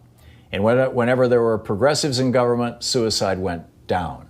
And in fact, the BBC concluded at the end of the study, and it's easy enough to Google this thing, concluded at the end of the study that some 30,000 people would not have died by suicide had conservatives never been elected during that period of time, which is interesting. And I was mentioning before, I believe I mentioned this in the last, in fact, I'm quite sure I mentioned this in the last hour, that Japan has just reported a 20% drop in suicides, a 20% reduction in suicides for the month of April. And they think it's because, people are at home with their family, they have more time, there's less stress, they're not commuting, the trains there are nuts, they've got pushers who shove you into the cars and squeeze you in like sardines. I've been there, I've seen it, it's crazy. And the kids aren't having to go to school, so suicides are down. I'll bet you, though, in the United States, that if we were to look at suicide statistics for April, if the federal government compiled them, and I don't think they do, I think it's done state by state, and so it's a hodgepodge, But, maybe one of you out there knows how to get those statistics and can let me know. But I'm guessing that suicides in the United States in April went up rather than down. And the difference is that Japan has not experienced an explosion in unemployment. People aren't going to work, but they're still employed and they're still getting their paychecks because the companies are being backstopped by the government. Same thing with Denmark, Norway, Sweden, Germany, Switzerland, France, Spain. Pick your country. They're in complete lockdown and their unemployment rate is 4% or 5%. I don't know Japan's numbers, but that's true of many of the Scandinavian countries and the Northern European countries. Why? Because it's public policy, it's politics, right? The politicians decided we're going to protect the people. And so not only do they have less of the public health crisis of this coronavirus, but they have less of the public health crisis of suicide. Well, it goes beyond just suicide. It goes to things like cancer and heart attacks. And this is just an absolutely amazing study. And keep in mind, as I'm telling you about this study, here's another statistic to just hold as your baseline. This is the headline from Microsoft News, article by Jessica Glenza. The headline, up to 43 million Americans could lose health insurance amid pandemic, study says. 7 million people are unlikely to find new insurance because they've got, they can't afford it. They can't even sign up for Obamacare. John Cornyn, the Republican senator from Texas, is now saying, hey, Obamacare is great. You can sign up for Obamacare if you lose your health insurance. Right, with what money? With that $1,200 I got 2 months ago? Really? So anyhow, here's this study. This came out of the American Society of Clinical Oncology. Oncology, of course, the study of cancer. 27 states plus Washington, D.C. expanded Medicaid as a result of Obamacare. 23 Republican-controlled states did not expand benefits. Now, the cancer death rate has been dropping in the United States ever since the late 1990s because that was when we took down the tobacco industry. 1996, 1997, those were the years that everybody learned that the tobacco industry was killing us and lying to us. And this massive lawsuit, hundreds of millions of dollars, all that kind of stuff. And we stopped smoking. We banned it on airplanes, we banned it in restaurants, and that has driven a drop in cancer deaths overall. Now, some kinds of cancer are still going up in the United States, but lung cancer, which was the main driver, 500,000 dead Americans every year, is going down. But this is fascinating. They looked at from 1999 to 2017, and they were only looking at people under 65 because people over 65 have Medicare. And what they found was that in states that expanded Medicaid, there was a 29% drop in cancer deaths. And in those Republican-controlled states that refused to expand Medicare, like Rick Scott's Florida, the drop in death rates was only 25%. And when they looked at this little window from 2015 to 2017, they found that the difference was even more profound. It's incredible. Anyhow, we'll be back with your calls and thoughts on all this, as well as more of mine. The U.S. just cut funding to study bat coronaviruses, by the way. Isn't that brilliant? They just lost a grant from the National Institutes of Health, this group called EcoHealth Alliance. We'll be right back. You're listening to the Thom Hartmann Program. Call 202-808-9925. That story I was just telling you about, by the way, if you saw 60 Minutes last weekend, you know what I'm talking about. That's what it was. We'll be right back. Stick around.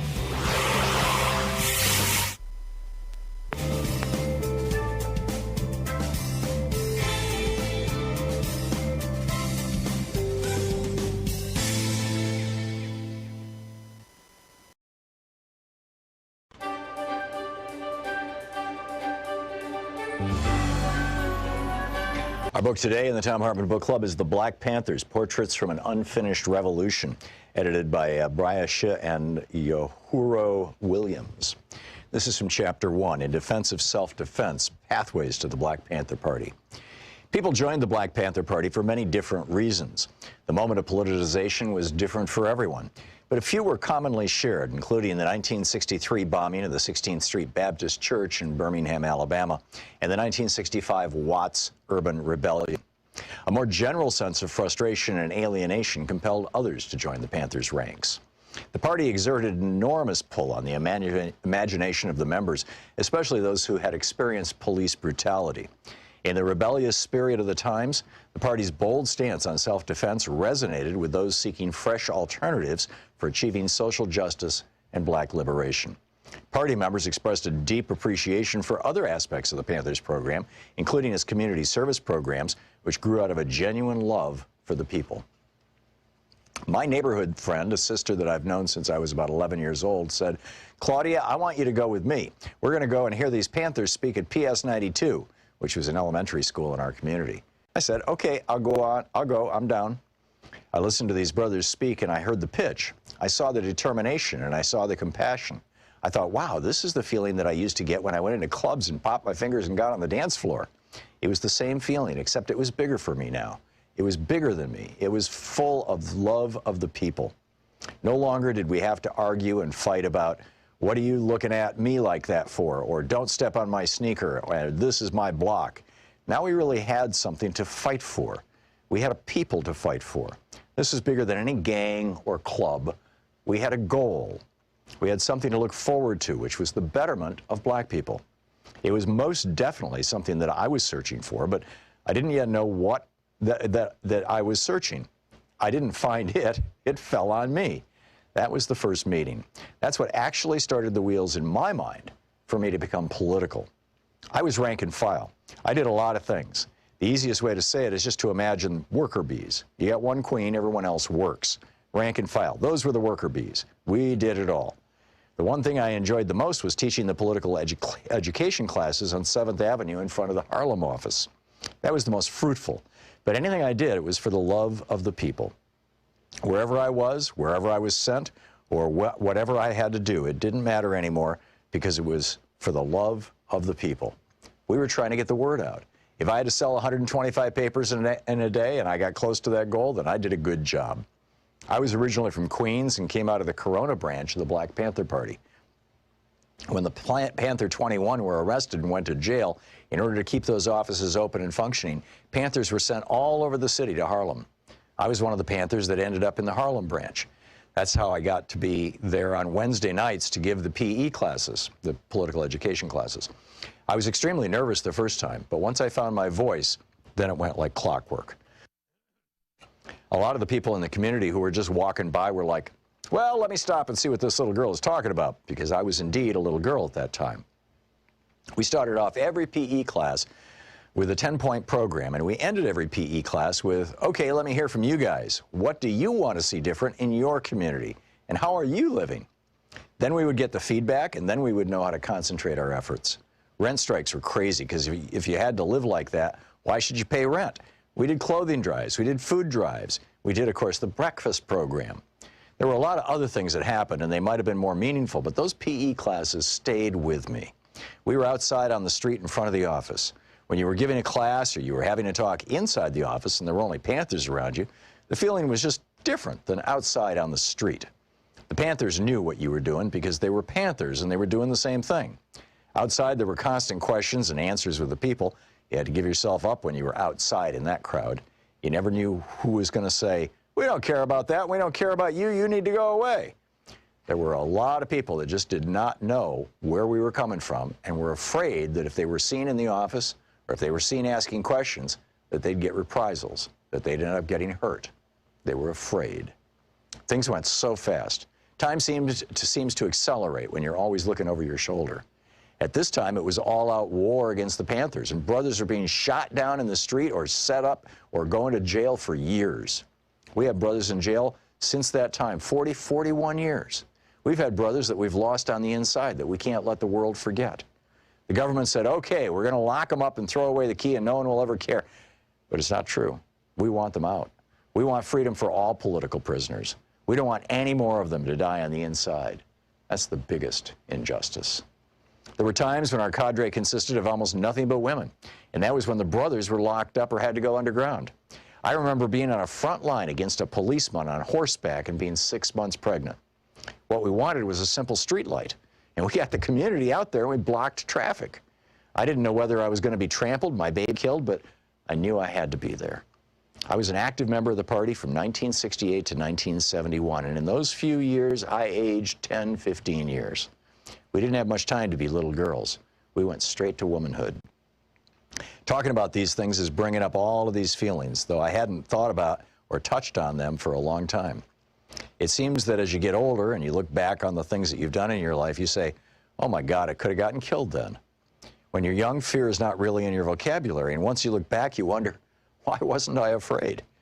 We didn't have much time to be afraid. It was all about survival. The Black Panthers.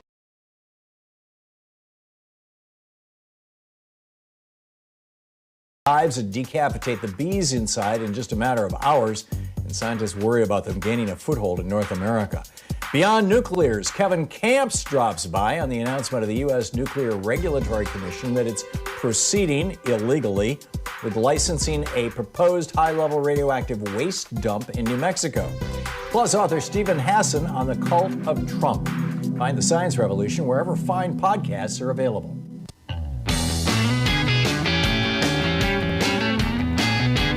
Well, at the hearing this morning, Dr. Rick Bright, the guy who is in charge of coming up with vaccines for the United States, who got bounced out of his position because he was not enthusiastic about hydrochloroquine, which it turns out 2 studies from the Veterans Administration. Why are they doing studies on our vets? Oh, good question. But anyhow, they made guinea pigs out of a bunch of veterans, and what they discovered is if you give people when they've got coronavirus, if you give them chloroquine or hydrochloroquine, they have heart attacks, which we've known all along. It's one of the known side effects of hydrochloroquine.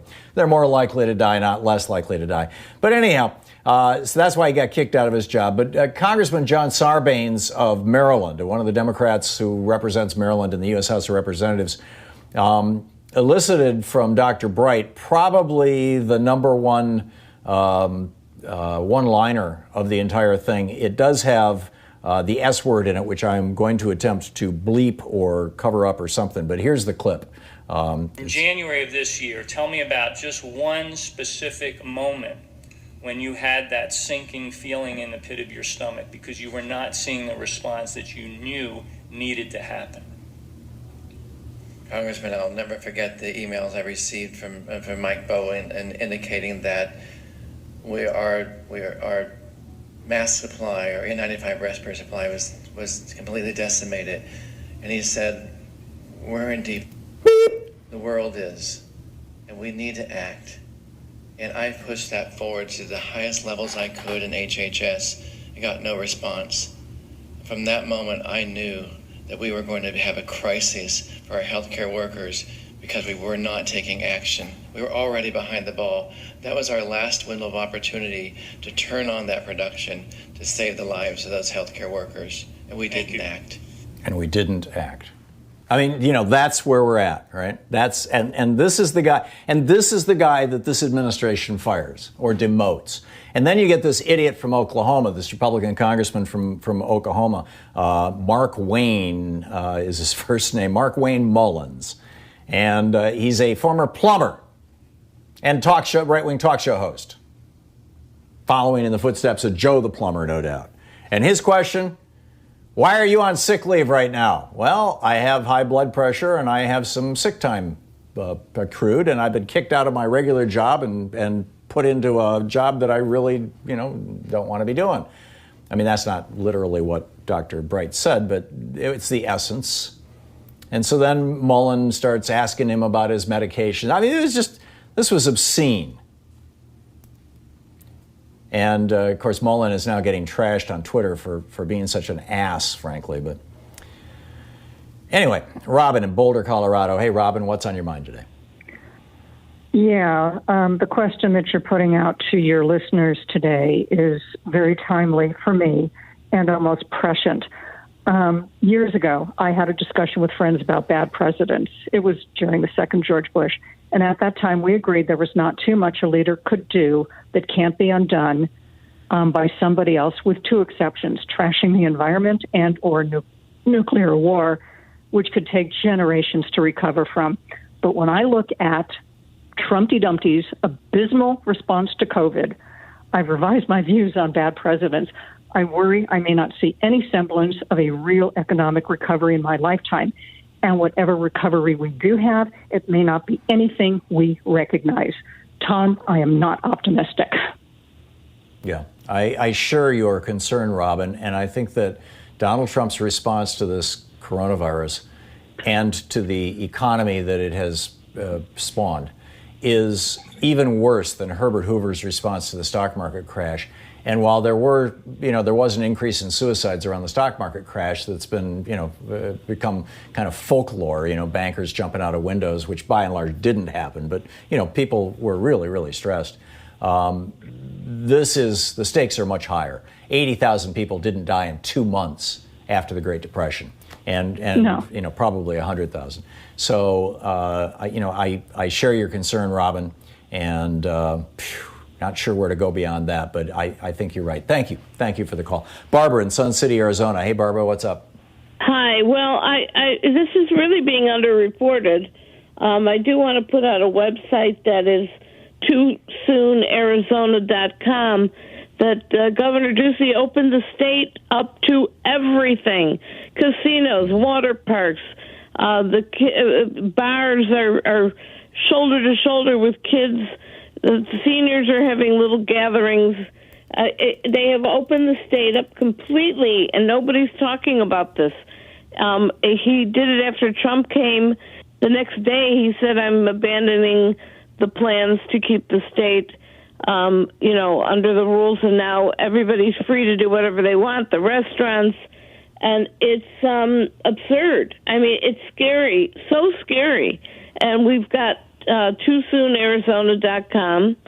And I'm looking at it right now. You've got this long list of Arizona businesses who signed on to this open letter, a letter from small business owners regarding reopening Arizona. We are united in our decision to not reopen our dining rooms and shops to the public at this time. It's just too soon. And there's all these hundreds of signatures. 12,000 deaths, and not 12,000 deaths, 12,000 people sick and over 600 deaths. And it's going up, and the Navajo Nation is in a crisis. Yes, they are. They are. It's you need to repeat this every day to help the state. I mean, SOS, Save Our State. It's insane. I'm scared. I'm 67. I'm a senior. I'm in my house, and I'm just like, get the supplies and not go anywhere. Yeah. Well, we all need to be careful, Barbara. Yeah, you're right, and you and I and many other people are in that super vulnerable window. Thank you for the call. But I think the larger point, we're trying to get Amy Vanderpool back on to talk about what it's like being a relatively young person, a person in your 30s or 40s or even 20s who gets this and gets knocked down. I have a couple of friends who got COVID down in Texas, and it really just beat the crap out of them. And, these are young, healthy people. It's a tough time. Adam in New Orleans. Hey, Adam, what's on your mind? Hi, Tom. So how long to recover? Many decades. And we've got a 40-year establishment campaign executed with almost military precision. The pace and the breadth of damage has increased. You're talking about the Reaganism campaign? Well, no, U.S. Chamber. Beginning with the U.S. Chamber in '78, and then beyond it, it's really been breathtaking. And they have done this. They've gone after all the legislation, all the laws, all the regulation, and we're also seeing a dramatic increase in that pace and breadth of change, compliments of the GOP. And they've stacked the courts at this point. We don't have, and this is the linchpin, I believe. We don't have a viable fourth estate to call truth to power, and that has been completely corrupted. So now between the climate crisis, starvation, a global depression, 70+ million people soon to be without health insurance, the likelihood that Trump and the GOP will do anything, and I mean anything, to maintain power, we're now looking at a real chance of civil war, World War III. I'm not sure that if Trump ordered people to be disappeared, that he somehow deemed to be enemies of the state, this would include people like you and me, I think that they'd be disappeared. And yeah, you're talking about a night of the long knives. Congress and SCOTUS have proven not to be willing or able to rein this guy in. Yeah. It concerns me that in the 5 days since Sunday, Donald Trump has called 20 different Americans criminals, and in public, which puts a target on their backs. There in just a few hours ago in Lansing, Michigan, there was a big fight in front of the Capitol building between the protesters. You had the Nazis and the Klan, basically, and the Klan people had brought a noose and with a doll hanging from it, and not sure who exactly they were claiming should be hung, but presumably Governor Gretchen Whitmer, because the last time they did this, last week, there were a bunch of signs that said "Bring a noose, get a rope," and the guy with the noose got attacked by a person who was saying, "Wait a minute, that's over the top." That's beyond the pale. Having a swastika, that's all good, right? But having a noose, oh man, it's like where these guys draw their lines. But I shouldn't laugh. This is dead serious stuff. People are already dying. 80,000 Americans have died. Probably another 100,000 will die before we get any sense of control over this. Probably sometime this winter. And we get a new president and a new Congress, Lord willing. This is grim stuff. It's very grim stuff. Adam, thanks a lot for the call. It's 45 minutes past the hour. We'll be back with more of your calls in just a moment. It's the Thom Hartmann Program, the place where we ask, is Walmart a person? Really? Bank of America? You think that's a person? I don't think so. I don't think so at all. End corporate personhood now. We'll be right back with your calls right after this. Stick around. You're listening to Thom Hartmann. Visit thomhartmann.com for audio and video archives. How long is it going to take to undo the damage of just 3.5 years of this man in the White House?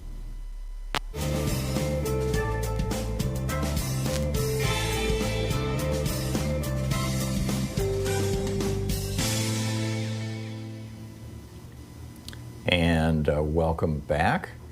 And Nancy in Huntsville, Alabama. Hey, Nancy, what's up? Hey, Tom. I just want to point out mainly that, we're giving Trump all this credit, which he deserves, of killing Americans. We need to tell people that the Republicans, all of them, are allowing this to happen to us.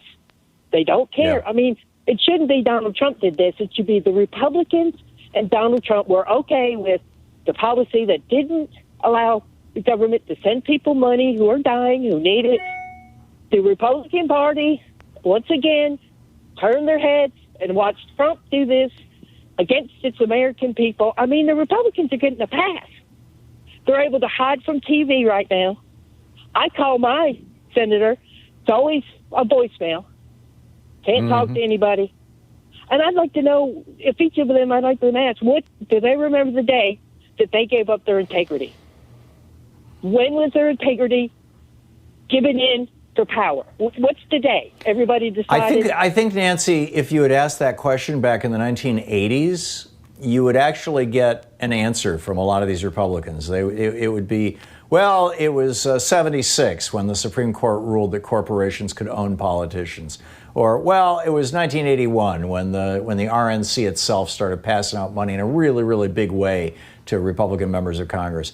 But I would submit to you, Nancy, that the current crop of Republicans are Republicans because they have no integrity from the get-go.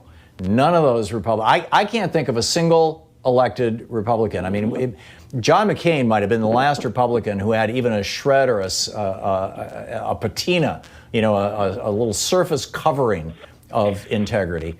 And Lindsey Graham was supposed to be his very best friend, but look at Lindsey Graham now. I mean, I don't think that I think the fact that they are Republican elected officials, literally on its face, prima facie evidence that they have no integrity. that they never had integrity. These are probably the people who like Scott Walker, the former governor of Wisconsin, cheated in elections in high school. What do you think? Well, I would have to agree. Way back when, if they ever had it, but at least they didn't kill us. At least they weren't okay with Americans dying.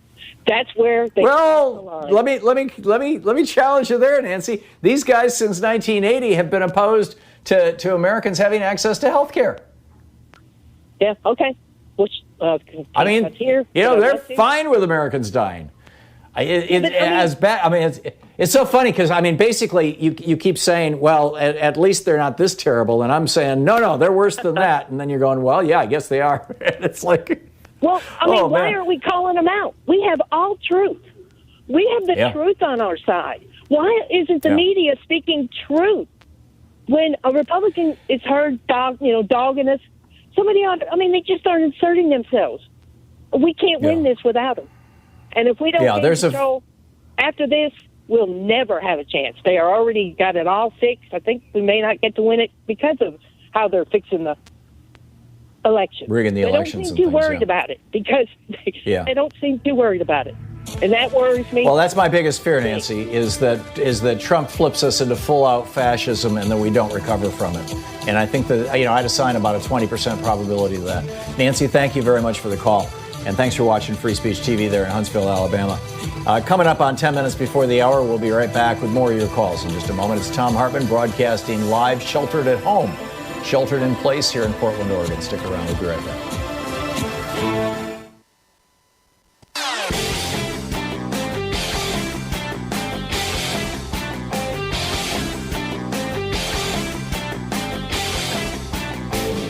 Thom Hartmann here. Everybody knows about the war that billionaire oligarchs and giant corporations have waged against working class Americans since the Reagan Revolution. But there's a big piece of that most Americans don't know. It has to do with a racist guy named Robert Bork who convinced Congress and the Supreme Court to change our laws about monopolies. You can read all about it in my new book, The Hidden History of American Monopoly, available for pre-sale right now wherever fine books are sold.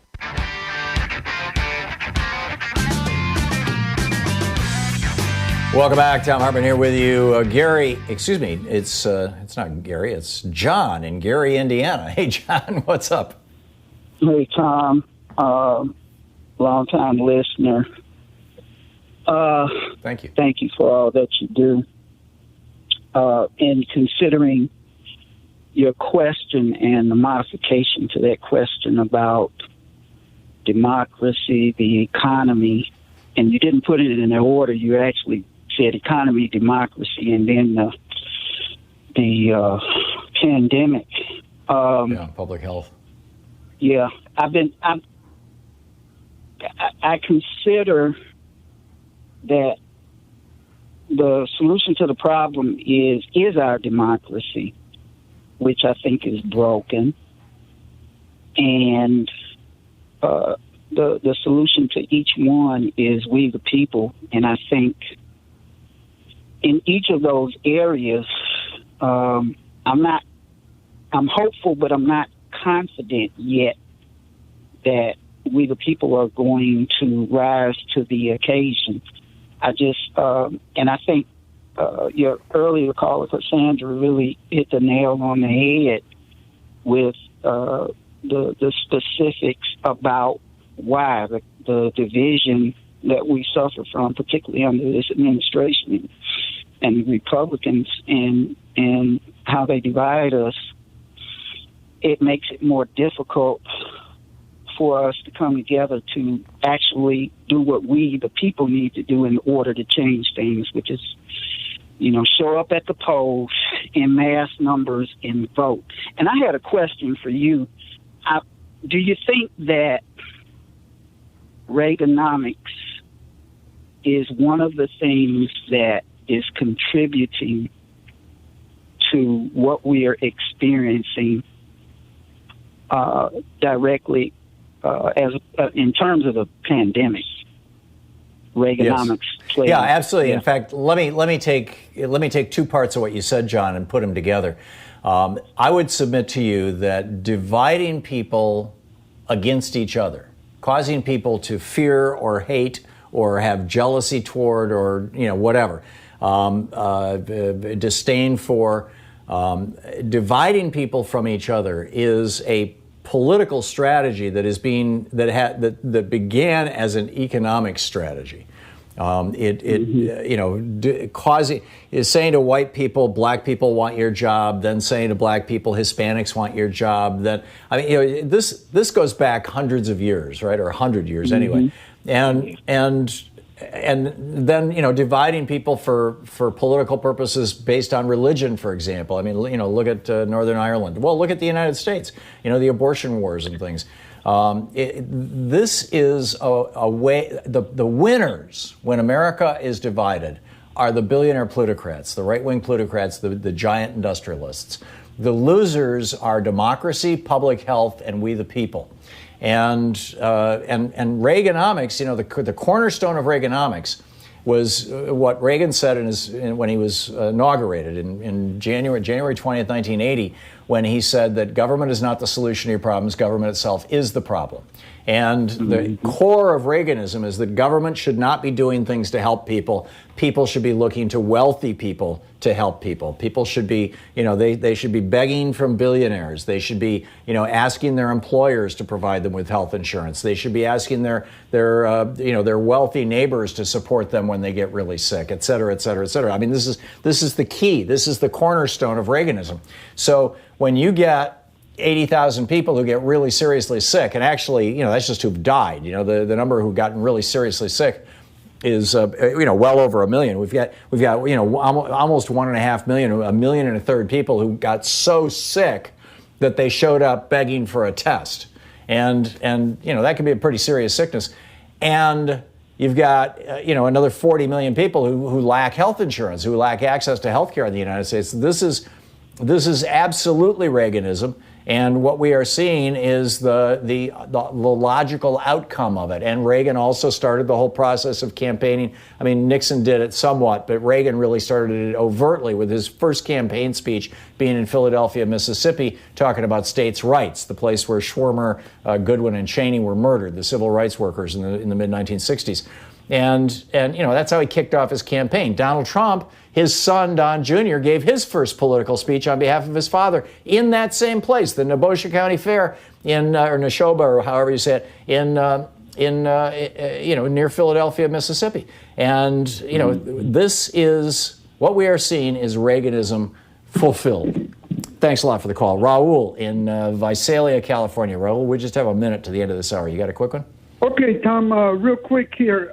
You heard some of the scientists speak about the possibility of a dark winter with this pandemic. And I think while we know what's happening with the meat plants across this country at this particular point, well, we have over 34,000 food processing and juice plants across the United States.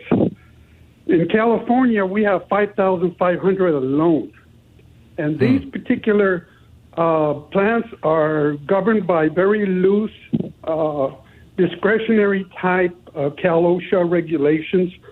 There's nothing there in terms of strict pandemic standards or any type of procedures for monitoring. So I think that's leaving ourselves open for significant problems. I think it's going to overwhelm people of color, but eventually it's going to permeate into the general community. So I think we need to be very, very concerned here.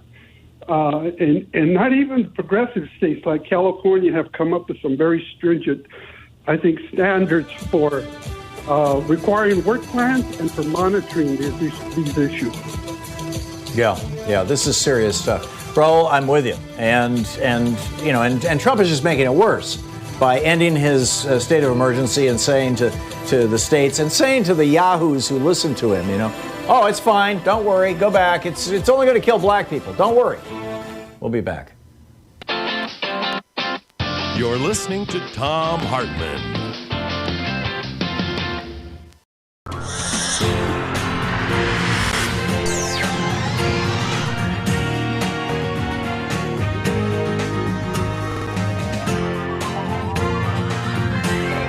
We say fight back!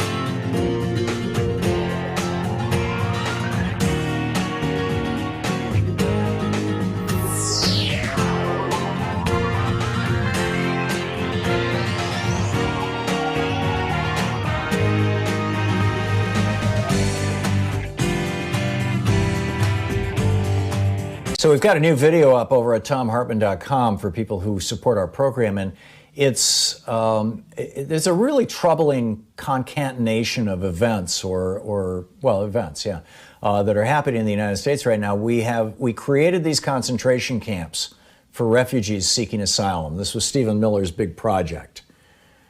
And we've got concentration camps for children, concentration camps for male adults, concentration camps for female adults. And now we've got this virus sweeping through the United States, and people are starting to die in these concentration camps, which has provoked ICE or whoever's running them to deport hundreds of the children back to the countries that they came from without their parents, which is mind-boggling, and in many cases carrying disease. This is serious stuff, and we need to be talking about it. The new video is over at thomhartmann.com.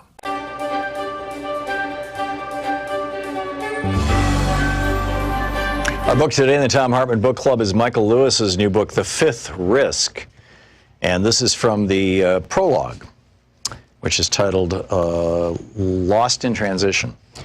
Chris Christie noticed a piece in the New York Times. That's how it all started. The New Jersey governor had dropped out of the presidential race in February 2016 and thrown what support he had behind Donald Trump. In late April, he saw the article. It described meetings between representatives of the remaining candidates still in the race: Trump, John Kasich, Ted Cruz, Hillary Clinton, and Bernie Sanders, and the Obama White House. Anybody who still had any kind of shot at becoming president of the United States apparently needed to start preparing to run the federal government. The guy Trump sent to the meeting was, in Christie's estimations, comically underqualified. Christie called up Trump's campaign manager, Corey Lewandowski, to ask why this critical job hadn't been handed to someone who actually knew something about government. Lewandowski said, "We don't have anyone." Christie volunteered himself for the job, head of the Donald Trump presidential transition team. "It's the next best thing to being president," he told friends. "You get to plan the presidency." He went to see Trump about it. Trump said he didn't want a presidential transition team. Why did anyone need to plan anything before he actually became president? "It's legally required," said Christie. Trump asked where the money was going to come from to pay for the transition team. Christie explained that Trump could either pay for it himself or take it out of campaign funds. Trump didn't want to pay for it himself, and he didn't want to take it out of campaign funds either, but he agreed grudgingly that Christie could go ahead and raise a separate fund to pay for his transition team. But not too much, he said.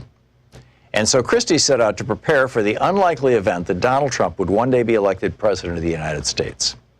Not everyone in Trump's campaign was happy to see him on the job. In June, Christie received a note from Trump advisor Paul Manafort. "The kid is paranoid about you," Manafort said. The kid was Jared Kushner, Trump's son-in-law.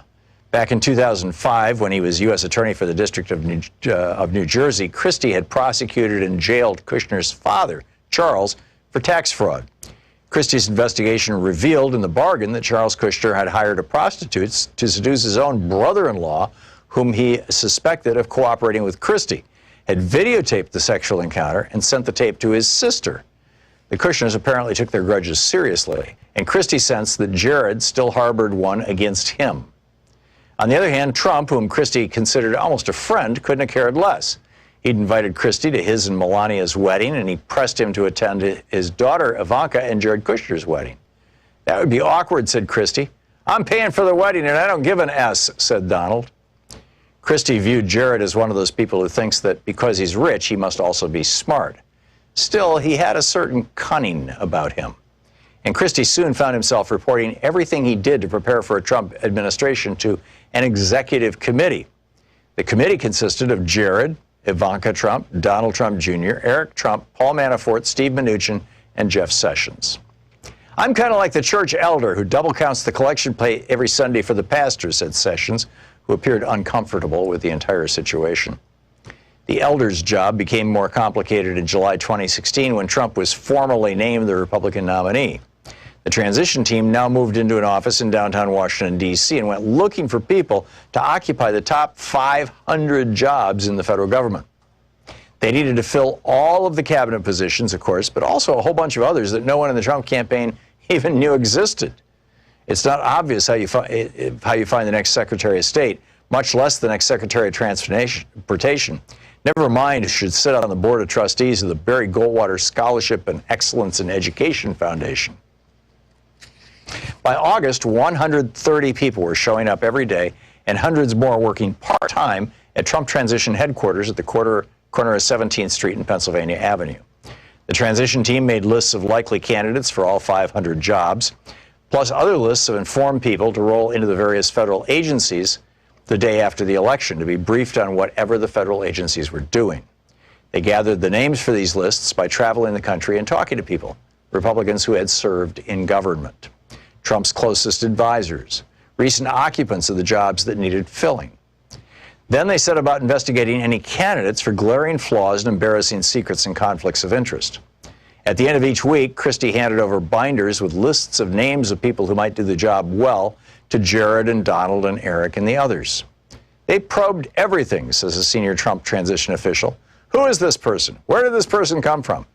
They only ever rejected one person, Paul Manafort's secretary. The first time Donald Trump paid attention to any of this was when he read about it in the newspaper.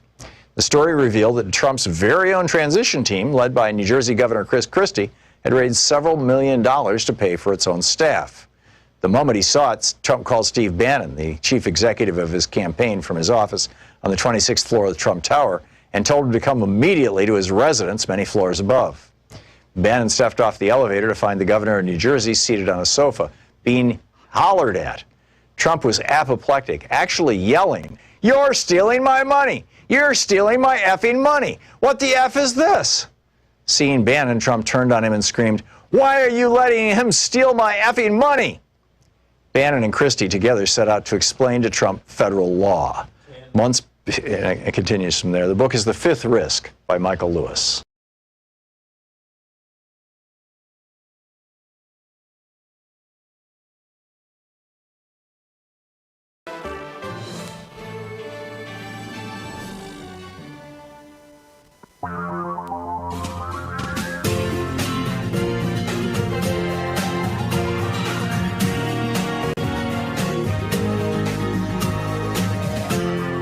This is the Thom Hartmann Program. So we're hearing about it now, but back on March 13th, Breonna Taylor, a 26-year-old emergency medical technician, an EMT, was sound asleep in her home when three police officers who were in plain clothes, who were in a vehicle that was unmarked, although keep in mind she was sound asleep, kicked in her door looking for a guy who lived in a different building, who had no relationship to her. They were in the wrong place. And she died in a hail of bullets that were, quote, blindly fired. Over 20 bullets. Her boyfriend, Kenneth Walker, was in the apartment as these guys, crashed in the door and came in guns drawn. He shot at one of them, and that's what provoked, apparently, this rain of over 20 rounds of ammunition. He was then arrested and charged with assault and attempted murder of a police officer. She, of course, was murdered by these three cops. And, Walker, he had a registered firearm, her boyfriend. He had a legal gun. He shot in what he thought was self-defense. He didn't kill anybody, but he's the one in jail. She's the one dead. And these three police officers, who knows? Jonathan Mattingly, Brett Hackinson, and Miles Cosgrove. This is in Louisville. The family is not only looking for answers, but seeking more activism and awareness for black women like Taylor. The Washington Post noted Taylor's death could have made headlines in the era of the Black Lives Matter movement, although it got little attention amid news of the spread of the coronavirus. Pandemic headlines drowning out news of her death. But she was an EMT on the front lines, too. Which, in fact, her mother said she was an essential worker. She had to go to work. She didn't have a problem with that. To not be able to sleep in her own bed, without someone busting down your door and taking your life, it's just like, make sure you wash your hands. It's amazing. Trayvon Martin, Michael Brown, Stephon Clark, Terrence Crutcher, Alton Sterling, Philando Castile, Eric Garner, Laquan McDonald, Tamir Rice. I mean, it just never seems to end. Meanwhile, Donald Trump put in charge of the Consumer Protection Bureau a woman whose previous job was lobbying on behalf of the chemical industry. Excuse me, she was an executive in the chemical industry, a senior executive. Her name is Nancy Beck. And she is Trump's nominee for head of the U.S. Consumer Product Safety Commission. The chemical industry, the Product Safety Commission certifies that products are safe. Yes, this water bottle does not contain chemicals that will cause cancer. Where do those chemicals come from? Out of the chemical industry. So this executive from the chemical industry is now in charge of that. But it gets even worse. You know that report from the CDC that got leaked and was all over the news for the last couple days that was like, here's how to open up the country. You have to do these 4 or 5 phases, and here's your benchmarks, and you have to have 14 days of declining infections before you start doing anything. You have to require everybody to wear a mask. In restaurants, you do this. In beauty shops, you do that. And, they just had all these, granular suggestions. And it got deep-sixed. The exact phrase was, this will never see the light of day. It got deep-sixed in the White House by Nancy Beck, apparently, according to this reporting. This is Maria Cantwell, the senator from Washington State, calling this out, wanting to know what's going on. But Nancy Beck was the point person between the White House and the CDC. As officials at the latter, this is Laura Clausen's piece for the Daily Kos, tried to get the reopening guidelines approved, only to be told they'd never see the light of day, in quotes. The Associated Press got the emails. The CDC was saying, hey, we've got this information. This is good. This is going to help. This is going to save lives. And Beck responded repeatedly, stalling. She had, by the way, previously lobbied against protecting, this is from Laura Clausen's reporting, Beck had previously lobbied against protecting people from toxins if those toxins were profitable to the chemical industry. Then she went to the EPA's Office of Chemical Safety and Pollution Prevention, where she worked to weaken or block Obama-era protections on things like what killed my father, asbestos. Isn't that sweet? Meanwhile, a 4th U.S. Department of Agriculture meat inspector has died from coronavirus. This was yesterday in Dodge City, Kansas. As of Tuesday of this week, 123 U.S. Department of Agriculture Food Safety and Inspection Service employees are under self-quarantine. Another 171 are absent from work because they have been diagnosed with COVID-19. 30 meat workers have died. An estimated 10,000 plus have become infected. And Trump issues an executive order on April 28th saying, if you work in a meat packing plant, you have to go back to work. Well, some people are talking about hazardous duty pay. I was thinking about this the other day. Hazardous duty pay. If you're an employer and you're asking somebody to go into a workplace where they're regularly having contact with the public, which is hazardous, period. A clerk in a store, anybody who works in any retail establishment. Or as things open up, hairdressers or I just fill in the blanks, right? You know what I'm talking about, dangerous professions. What is appropriate hazardous duty pay? Kroger's was paying an extra $2 an hour to their workers who were making between $12 and $15 an hour, depending on who they were, how long they'd been there. Kroger was giving them $2 extra in hazardous duty pay, and now they're winding that down, according to Judd Legum, because the emergency's over now, according to President Trump.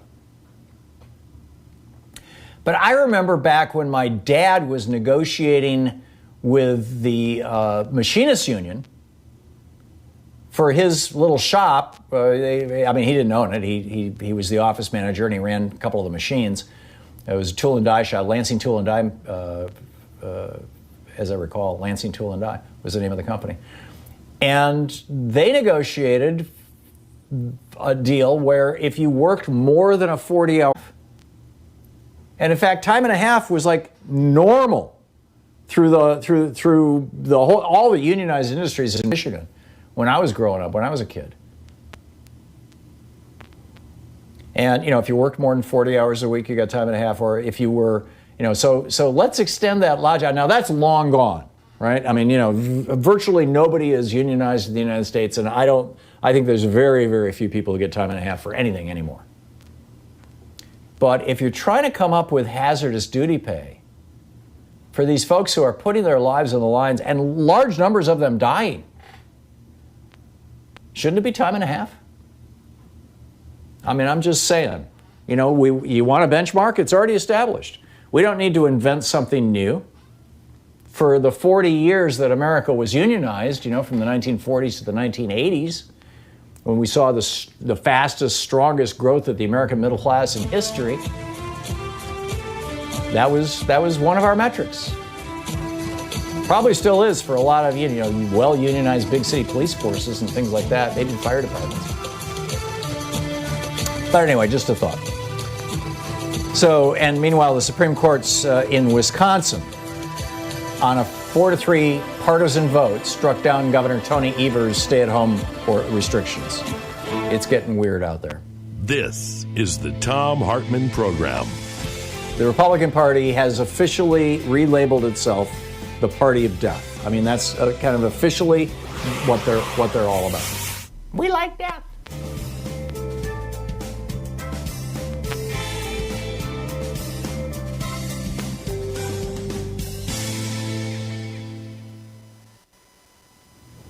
And welcome back. Phew, boy, what a day, huh? Chris in Seattle. Hey, Chris, what's on your mind today? Thanks for watching us on Facebook Live. What's up? Hey, Tom. Usually I'm a very upbeat guy, and I don't think that, though, there is going to be a recovery here. I think it's intentional. Not that they intentionally made the virus, but Trump's response. In chaos, all the things that they're doing, the people aren't paying attention to because all of their focus is on Corona. And they're literally just getting away with crimes back there. I truly do not believe in any way, shape, or form that there will be an election in November. There just can't. There's no way this guy is ever going to leave office with all of the confusion. I think that they really want a second wave, and I know that's starting to kind of get into conspiracy theory, but if the second wave of the Spanish flu killed 50 million people, now we, of course, have better, medicine now, but even if it only kills 25 to 30 million people, well, how many people are unemployed right now? Let me give you a scenario, Chris, that, you're saying this is a conspiracy theory. Let's just extend that logic. If I'm a Republican strategist right now and I'm looking at the election of November 2020, and I'm looking at the statistics that were published 2 days ago that found, and I believe this was, I'm sorry I don't have it in front of me, but I believe it was a Gallup poll. It was one of the big polling organizations. And what they found was, and I'm sorry I don't remember the exact numbers off the top of my head, so these numbers are remembered guesstimates, but you can look it up. This is no secret. It's widely reported. That among Democrats, some number in the high 70s, the number that sticks in my head was 79% of Democrats feel uncomfortable leaving their home right now. And among Republicans, it was like 35%, 38%, something like that. It was in the 30s, as I recall, who are uncomfortable leaving home right now. Because so many Republicans are getting their news from Fox News and right-wing hate radio, where, those hosts are doing their shows from home. Limbaugh is doing his show from home. The Fox News people are all doing their shows from home. Fox won't even reopen their offices until June 15th, but they're telling their listeners and their viewers, it's all good, go back. And so who's going to show up to vote in person in states like Texas where you literally can't get an absentee ballot without a doctor's slip? That's just crazy. It's crazy. The Democrats are not going to show up to vote. This is what they're betting on. Democrats will be afraid of getting sick and they won't show up to vote. Republicans, they're brave. They don't think it's a big problem. They know it only hits black people and old people, and they're not black or old, so they're going to show up and vote. And that was, by the way, that was the bet that they made in Wisconsin when the Wisconsin Supreme Court ordered the U.S. Supreme Court actually backed them up. Both Supreme Courts said this election has to go forward. Both Supreme Courts run by Republicans. And I'm convinced in both cases, their logic was, the Republicans will show up because they don't believe it's a big deal, and the Democrats will stay home because they're scared. And I think that, if there's a second wave, and there almost certainly will be, Chris, if that second wave really starts to crest in October, November, that they're betting that even more Democrats will be afraid to go out. What do you think? I believe that absolutely. I think it's by design. Putin's plan was always to bankrupt us in the first place. This just helped to speed it up. It is. This is, pick your autocrat who doesn't like the United States. Xi of China, Putin of Russia. They're getting what they want.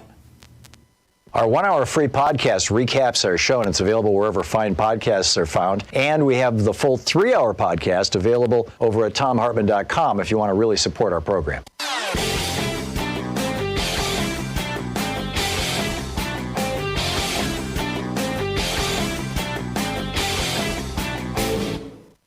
We have a special video up over at thomhartmann.com for supporters of our program, and it's about how a letter that the IRS sent out to 3.9 million Americans saved 700 lives. And you're like, wait a minute, the IRS saved 700 lives? How did that happen? Well, it has to do with Obamacare, and it's a fascinating story. And it turns out that this analysis of this IRS mailing was actually the first time that the federal government has done a study that actually proved that people having access to health care produces fewer deaths. For every 1,648 people who got the letter, there was one fewer premature death. I'll explain the whole thing in the video. It's as I said, it's available over at thomhartmann.com for people who are regular supporters of our program, and it is really worth checking out. And it's a great ad, essentially, for a national health care system.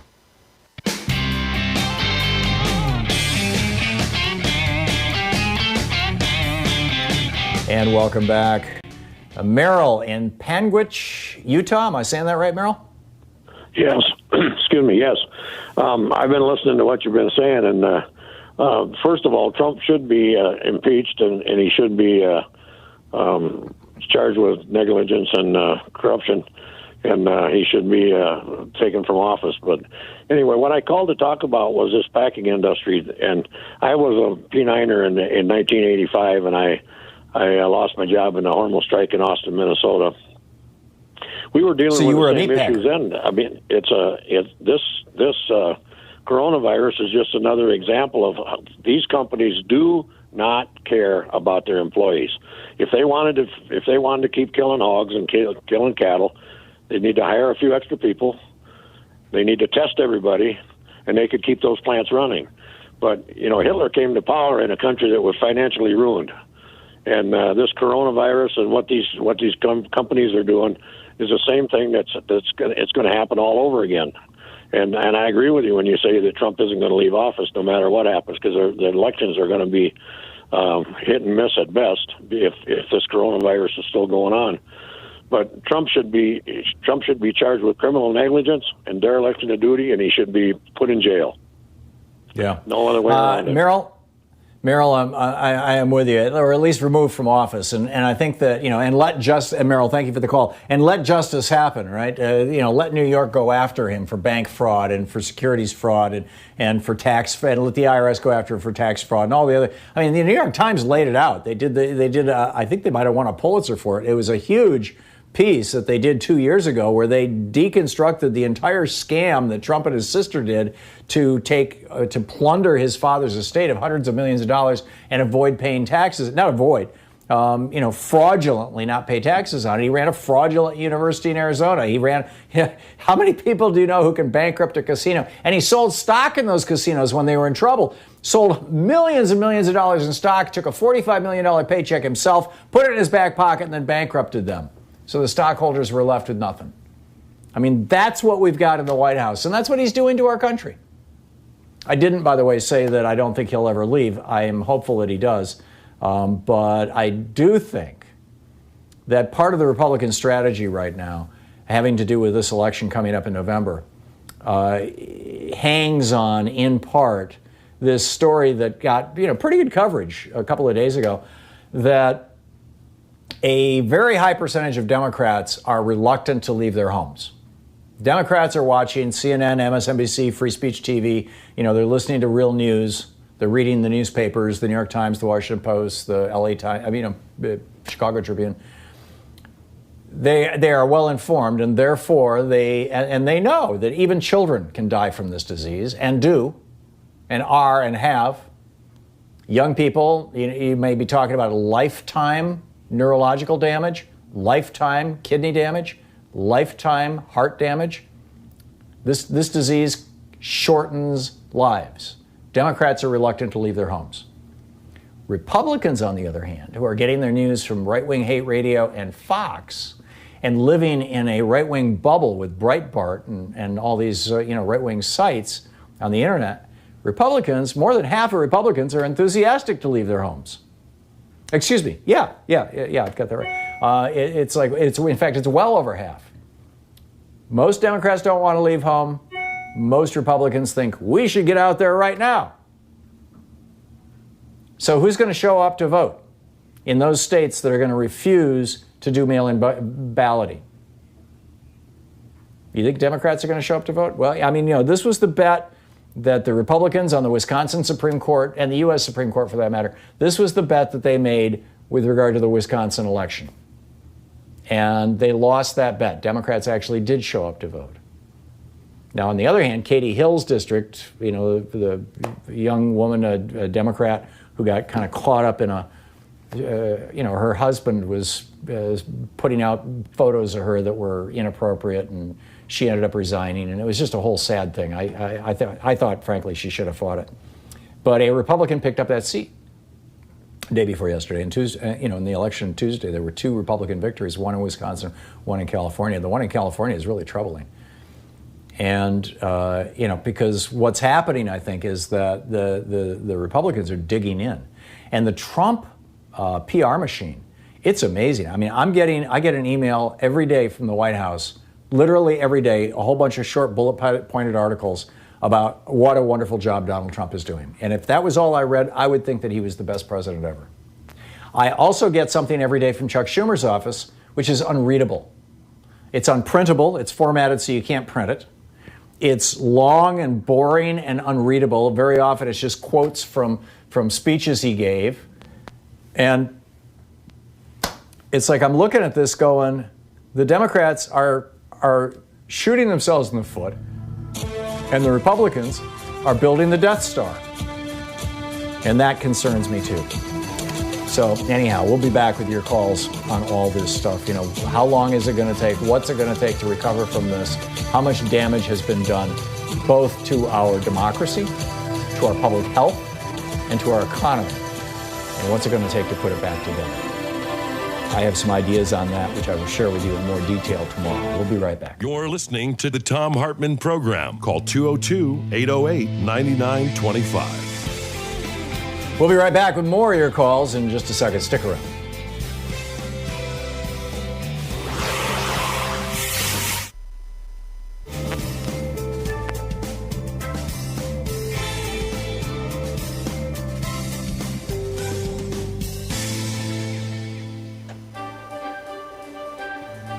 This is the Thom Hartmann Program. Our book in today's Thom Hartmann Book Club is by Harvey J. Kaye, Professor Harvey Kaye. Take Hold of Our History, Make America Radical Again. This is from the introduction. On December 1st, 1862, in the midst of the Civil War, just weeks before he was to issue the Emancipation Proclamation, President Abraham Lincoln delivered his annual message to Congress. Lincoln firmly believed that the United States had an historic responsibility to demonstrate to the world that people can govern themselves. make equal rights not just a self-evident truth, but a manifest one, and create a political and economic order in which working people, both white and black, are not compelled to bow to anyone, neither aristocrats nor capitalists.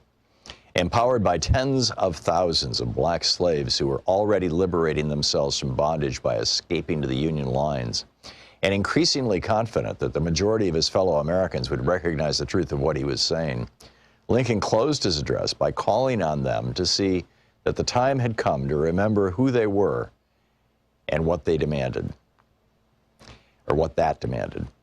He told them that to save the nation and all that it represented, they must live up to the nation's declared revolutionary purpose and promise, and act to radically enhance American freedom by bringing an end to slavery. This is a quote from Lincoln's address. Fellow citizens, we cannot escape history. The fiery trial through which we pass will light us down in honor or dishonor to the latest generation. We say we are for the Union. The world will not forget that we say this. We know how to save the Union. The world knows we do know how to save it.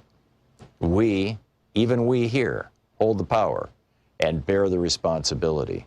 In giving freedom to the slave, we assure freedom to the free, honorable alike in what we give and what we preserve. We shall nobly save or meanly lose the last best hope of earth. We too, end of quote from Lincoln. Back to Harvey. We too cannot escape history. Our own struggle to save the nation and the promise it proclaims has begun.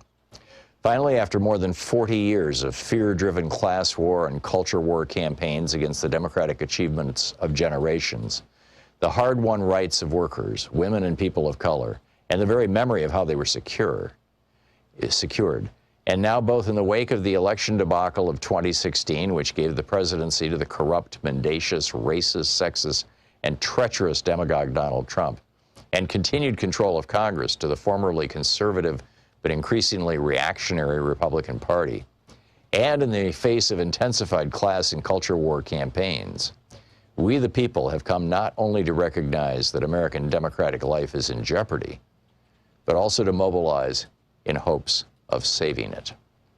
Millions of us have rallied to the resistance and expressed our democratic fears and desires in action. In the historic Women's March and March for Our Lives of young people, the protests, demonstrations, and legal actions to defend the lives and rights of immigrants and refugees, the Me Too movement to combat sexual assault and harassment, the massive teacher strikes for higher pay and better funding of public schools in states red and blue, and the enthusiastic canvassing and campaigning for a blue wave to win back Congress in the 2018 midterm elections. But resistance is not enough. The time has come for us to remember who we are and what that demands. The time has come for us to embrace our radical history, the history of how a generation of Americans, high and low, and in all their diversity, not only turned their colonial rebellion into a war for independence, but also imbued American life, whether they all intended it or not, with radical imperative and impulse by declaring a revolutionary promise of freedom, equality, and democracy for all. The history of how generations of radicals and reformers served as the prophetic memory of that promise, and how generations of ordinary men and women, native-born and immigrant, struggled to make real the right to life, liberty, and the pursuit of happiness, and to expand not only the we in We the People, but also the powers of the people. And most especially in view of the crises we ourselves face, the history of how our greatest generations confronted and prevailed over the forces that threatened to destroy the nation and bury its revolutionary promise in the 1770s, 1860s, and 1930s and 1940s, not to mention the 1960s, by acting to make the United States, both inspired by Washington, Lincoln, and FDR, and pushing them to go farther than they might otherwise have gone, radically freer, more equal, and more democratic than ever before. The time has come to take hold of that history and make America radical again.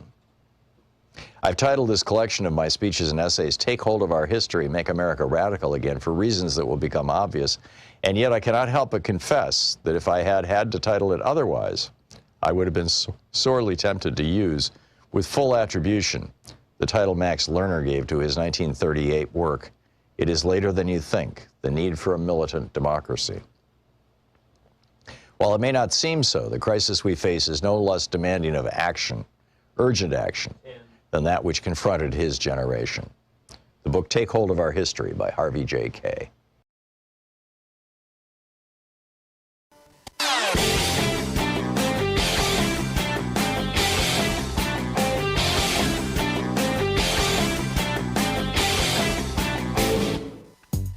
Coming up on the Science Revolution this week, entomologist Professor Gard W. Otis is here on the murder hornets. They invade hives and decapitate the bees inside in just a matter of hours, and scientists worry about them gaining a foothold in North America. Beyond nuclears, Kevin Camps drops by on the announcement of the U.S. Nuclear Regulatory Commission that it's proceeding illegally with licensing a proposed high-level radioactive waste dump in New Mexico. Plus, author Stephen Hassan on the cult of Trump. Find the Science Revolution wherever fine podcasts are available.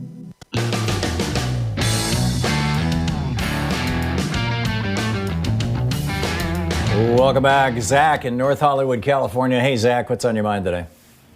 Good morning, Tom. I hate to be a smartass, but I have to point out something that hasn't changed in 240 years, and we're still up against it. I've been boiling everything down to 3 points because people can get their heads around it. 1, 2, 3, war over civility, privilege over labor, and population control. It's been going for 240 years, Tom, and it's not going to change tomorrow morning. Yeah. So that's how long it's going to take. I saw on one of the blogs this morning, I think it was over at DU, somebody saying, you know, we're witnessing a full-on Jonestown event here. Yeah. You know, Jim Jones believed in his own omnipotence, but he was also a hustler and a con artist and apparently a rapist. And you know, once he got outed, or once he was about to get outed, you know, congressional delegation coming in from the United States into Guyana, you know, he ordered everybody to commit suicide. And that's basically what Trump is doing. He's ordering all his followers, you know, to go out and get themselves infected. And so, you know, a small percentage of them are going to die as a result. You know, it's Jonestown all over again. Hey, Tom, real quick, and I've stopped saying conservative and Republican. This is the inheriting class on steroids via Citizens United. We're at the end of the track. I mean, this is it. War over civility, privilege over labor, and population control. We're here. The train's in the station. I cannot argue with that, Zach. Very well said. Thank you very much for the call. Kim in Sarasota, Florida. Hey, Kim, what's up? Oh, God. So much since You're I've on been the air. listening. Everybody's talking about everything that's been going through my head for the last 2 months. My point that nobody's made on the major media is that Trump and Pence were simultaneously at the same timeline exposed to COVID, possibly will get sick if they get sick at the same time, which means Pelosi would be in charge. Would that not set the Trumpets' hair on fire? I mean, they're already doing guns at Capitol buildings, and I agree with the last guy. Hey, let them get together. Let them infect each other. I'm sick of worrying about stupidity. I mean, I don't understand how these people, and they are different. My best friend voted for Trump, and she is now an outed racist, which she never was for 40 years.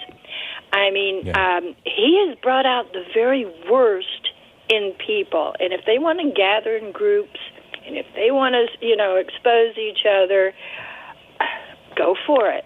I mean, is that cold or is that wrong? I mean, you know. Well, it is, and it's a purge of the stupid.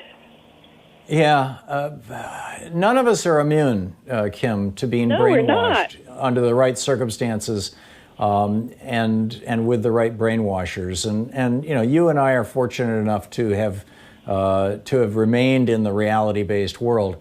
You know, I know people. I don't know many of them very well, but I certainly know people who are full on Trump, and some of them are very good and decent people, at core. Jen Sako did this brilliant movie, The Brainwashing of My Dad. We're going to get her on the show here pretty soon to talk about it. Even though that film came out in 2016, it's so relevant today. And it's a documentary about how Fox News turned her father into an angry old racist grump. And my friend is starting to watch Fox News now, and she is so racist now. That's what happens.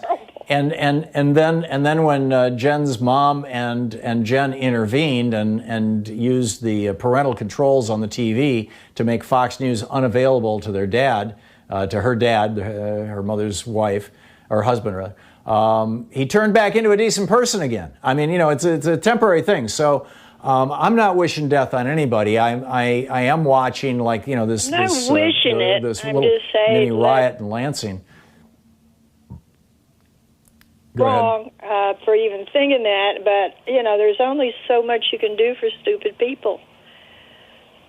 Yeah, there is a certain point at which you kind of have to just stand back and what was it? I think it was Napoleon said, when your enemy is destroying himself, don't intervene. Kim, thank you. Well said. Ronnie in New Berlin, Wisconsin. Hey, Ronnie, what's up? Hi there. Thanks for taking my call, and thanks for having such good guests. My favorite is Richard Wolff, Professor Richard Wolff.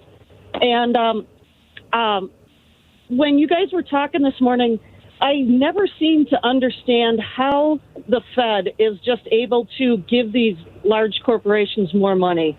He said it's basically, they're not even printing the money. They're just pushing a button and adding zeros into their account.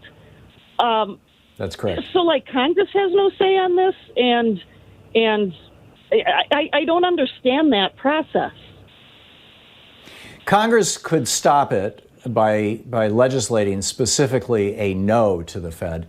The existing law gives the Fed the ability to buy Treasury securities, bonds issued by the Treasury Department. The Treasury Department authorizes and issues the U.S. debt. But our currency, there's two pieces to our currency. Our coins are actually the property of the federal government. The federal government, the Treasury Department, issues coins. So if you've got, a quarter in your pocket, that's actual currency issued by the U.S. government. But if you have a dollar bill in your pocket or a $100 bill in your pocket, that is not issued by the U.S. government. That's issued by the Fed, which is a separate thing. So the Fed controls the money supply, but they put a firewall in there. The principal way that the Fed expands and contracts the money supply is by buying government debt, by buying federal bonds. And whenever they buy bonds, they basically are removing from the economy cash and just putting it on their balance sheet, holding on to it. And if they want to increase the money supply, they sell bonds and, sell them back out to the marketplace. And, so there's more circulating. But they have to go through a bank to do it. I believe it's one of the 10 Fed banks. Richard Wolff today mentioned there was a specific type of bank, and I'm sorry, I don't remember what it was.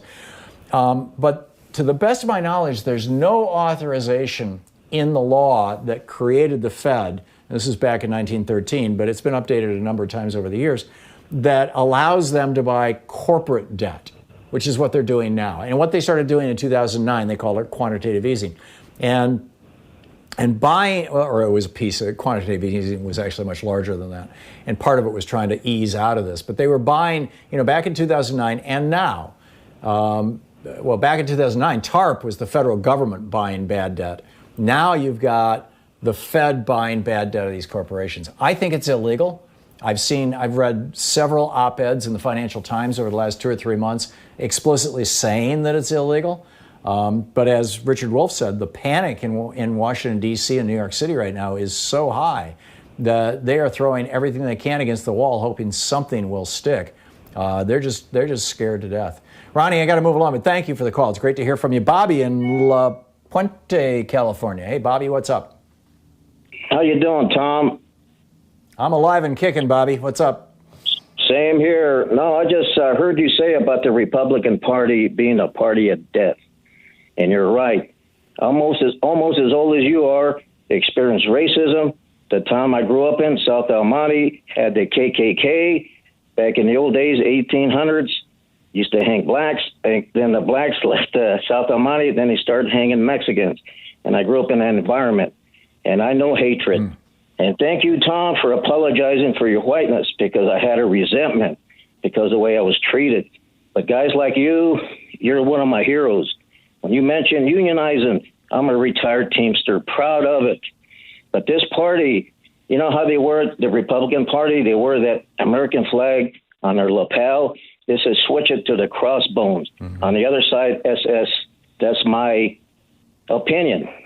I seen what they've done. Well, you know, Bobby, there was a notorious racist who was executed a couple of weeks ago, and I think I mentioned this on the radio. Maybe I didn't, but one of the symbols that he had tattooed on him, so he had a lot of tattoos. One of the ones that he had tattooed on his arms were the upside down star.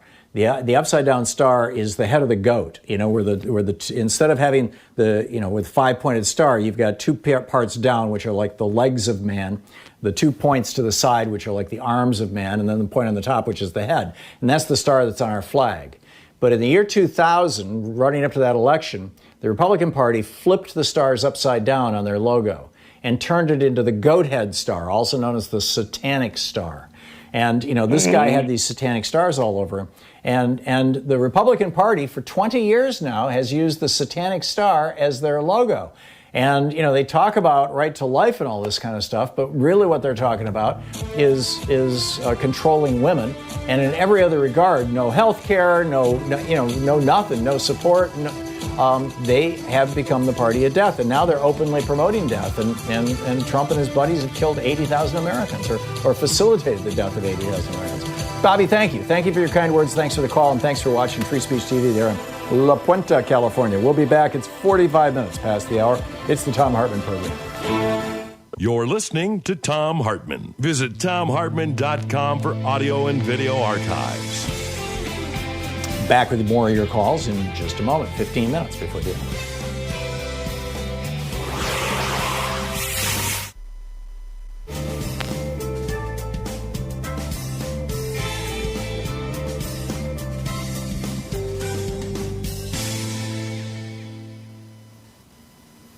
And welcome back.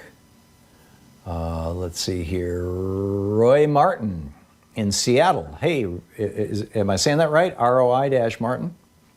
That's correct, Tom. Nice talking to you. Thank you for all the work that you and your staff do. And I had to ask for a clarification when you were speaking with Cassandra a bit ago. You said that you were afraid of the white racists gaining more traction in our society, I believe. Did I get that correct?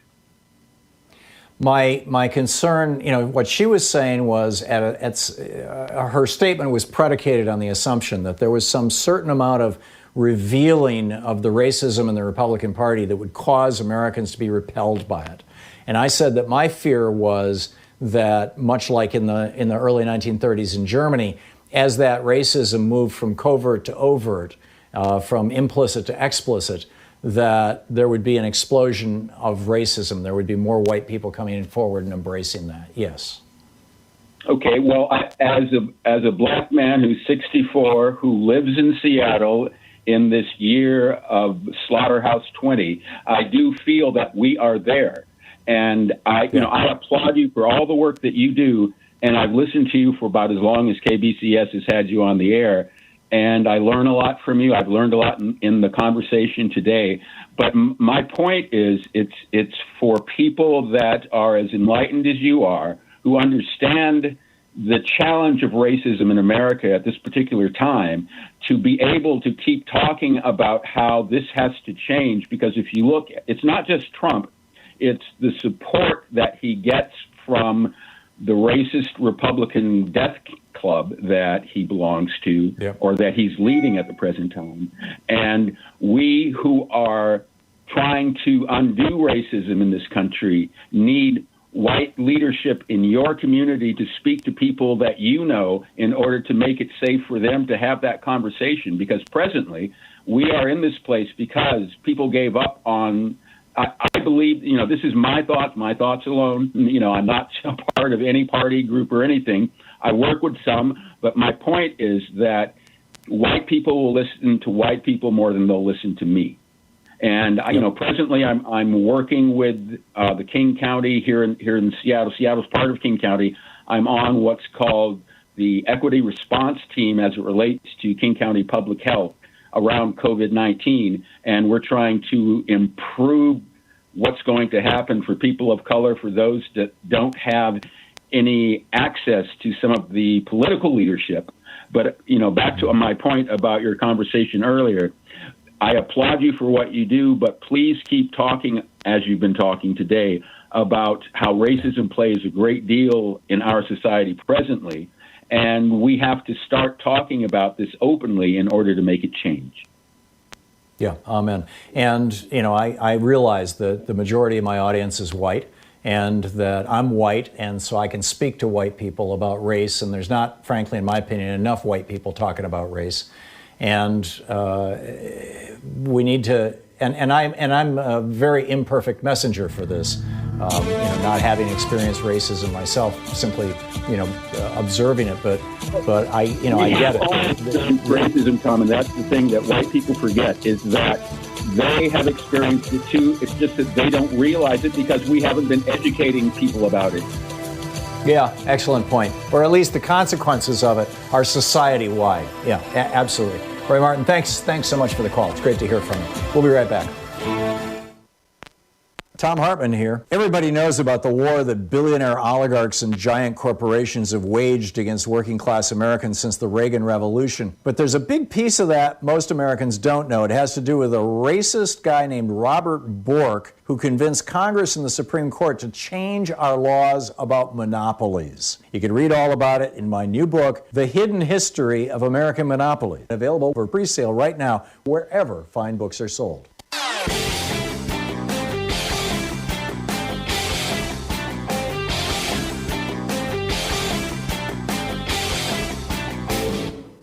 Hey, we have a special new video up for supporters of our program over at thomhartmann.com. And it's about how FDR in 1944, in fact, January 44, in his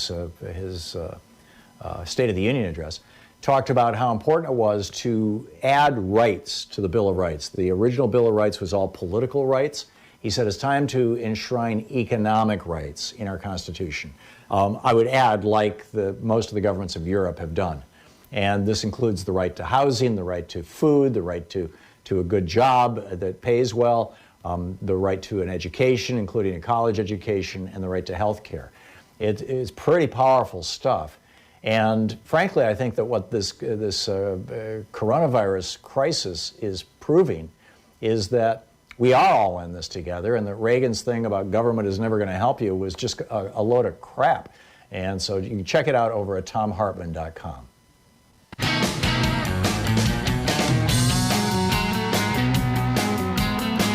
Welcome back. Thom Hartmann here with you, and Debbie in Trinidad, California. Hey, Debbie, what's up? Hey, how are you, Thom Hartmann? It is such a pleasure to be in touch with you. I've never called your show before, but I listen to you all the time. Thank you. Thanks for listening on Sirius XM. Thank you. I'm just deeply saddened by what's going on in America, and I think that our leaders are, particularly I look at Michigan and Governor Whitmer, I believe that we're trying to avoid the start of a civil war in the United States right now. And I believe that Trump and his supporters are going to continue to push the limits. The scene at the Michigan Capitol is outrageous. I don't remember what year it was that Bobby Seale was arrested in California and charged with a felony for doing legally exactly the same thing in the Capitol when it was the Black Panthers. It's a race war. It's an economic war. And the sadness for me is that we have taken our eye off climate. We are learning that this pandemic is an early warning of what we're about to endure. Instead of rebuilding our infrastructure in a way that would correct that, we're seeing huge investments. It's the worst in my lifetime, and I'm 67, and I lived through the assassinations, and I lived through the Kent State shootings, and I lived through the Vietnam War demonstrations, and I was on the BIA building's front lawn when Nixon and his National Guard and his riot patrols were facing off with the Native Americans over the Trail of Broken Trees. This is the most disparaged I've felt about my country ever, and I feel powerless, even though I've worked for the League of Women Voters, I've worked in Congress, I've worked in the Florida legislature. I feel powerless right now as to what to do, and I don't have confidence that our election is close enough that it's not going to be manipulated again, and I'm looking for some sort of guidance on how do we, the powerless, do more to change this situation with the dynamics that are at play right now. Debbie, I guarantee you there are ways that you can influence people in your circle. If you look at the way that authoritarian governments rule, whether it was, the uber authoritarian movement of, fascism in Italy, Spain, and Germany in the 30s, or whether it's what's going on right now with Modi's India or Duterte's Philippines or China's Xi, Russia's Putin, et cetera. The principal tool that authoritarian governments use, there's two principal tools that they use. The first is powerlessness, making people feel that it doesn't matter what I do. It's out of my hands. I have no control. I have no agency, essentially. That's number one. And number two is everybody else is corrupt, right? Both sides do it. We have a Facebook page, and we've got a Twitter feed. We're in social media. In fact, the show's available in both places. And both of them attract a lot of trolls. And there's an app, and I'm not sure how accurate it is, but it purports to be able to identify foreign trolls and bots, spam bot or something like that it's called. And I've been noticing just an explosion on Facebook and Twitter of trolls, coming into conversations I'm part of or answering things that I've said, whose message isn't, oh, you're terrible, or, oh, we're going to beat you at the election, or, oh, these liberals are living in a fantasy world, the normal kind of conservative attacks.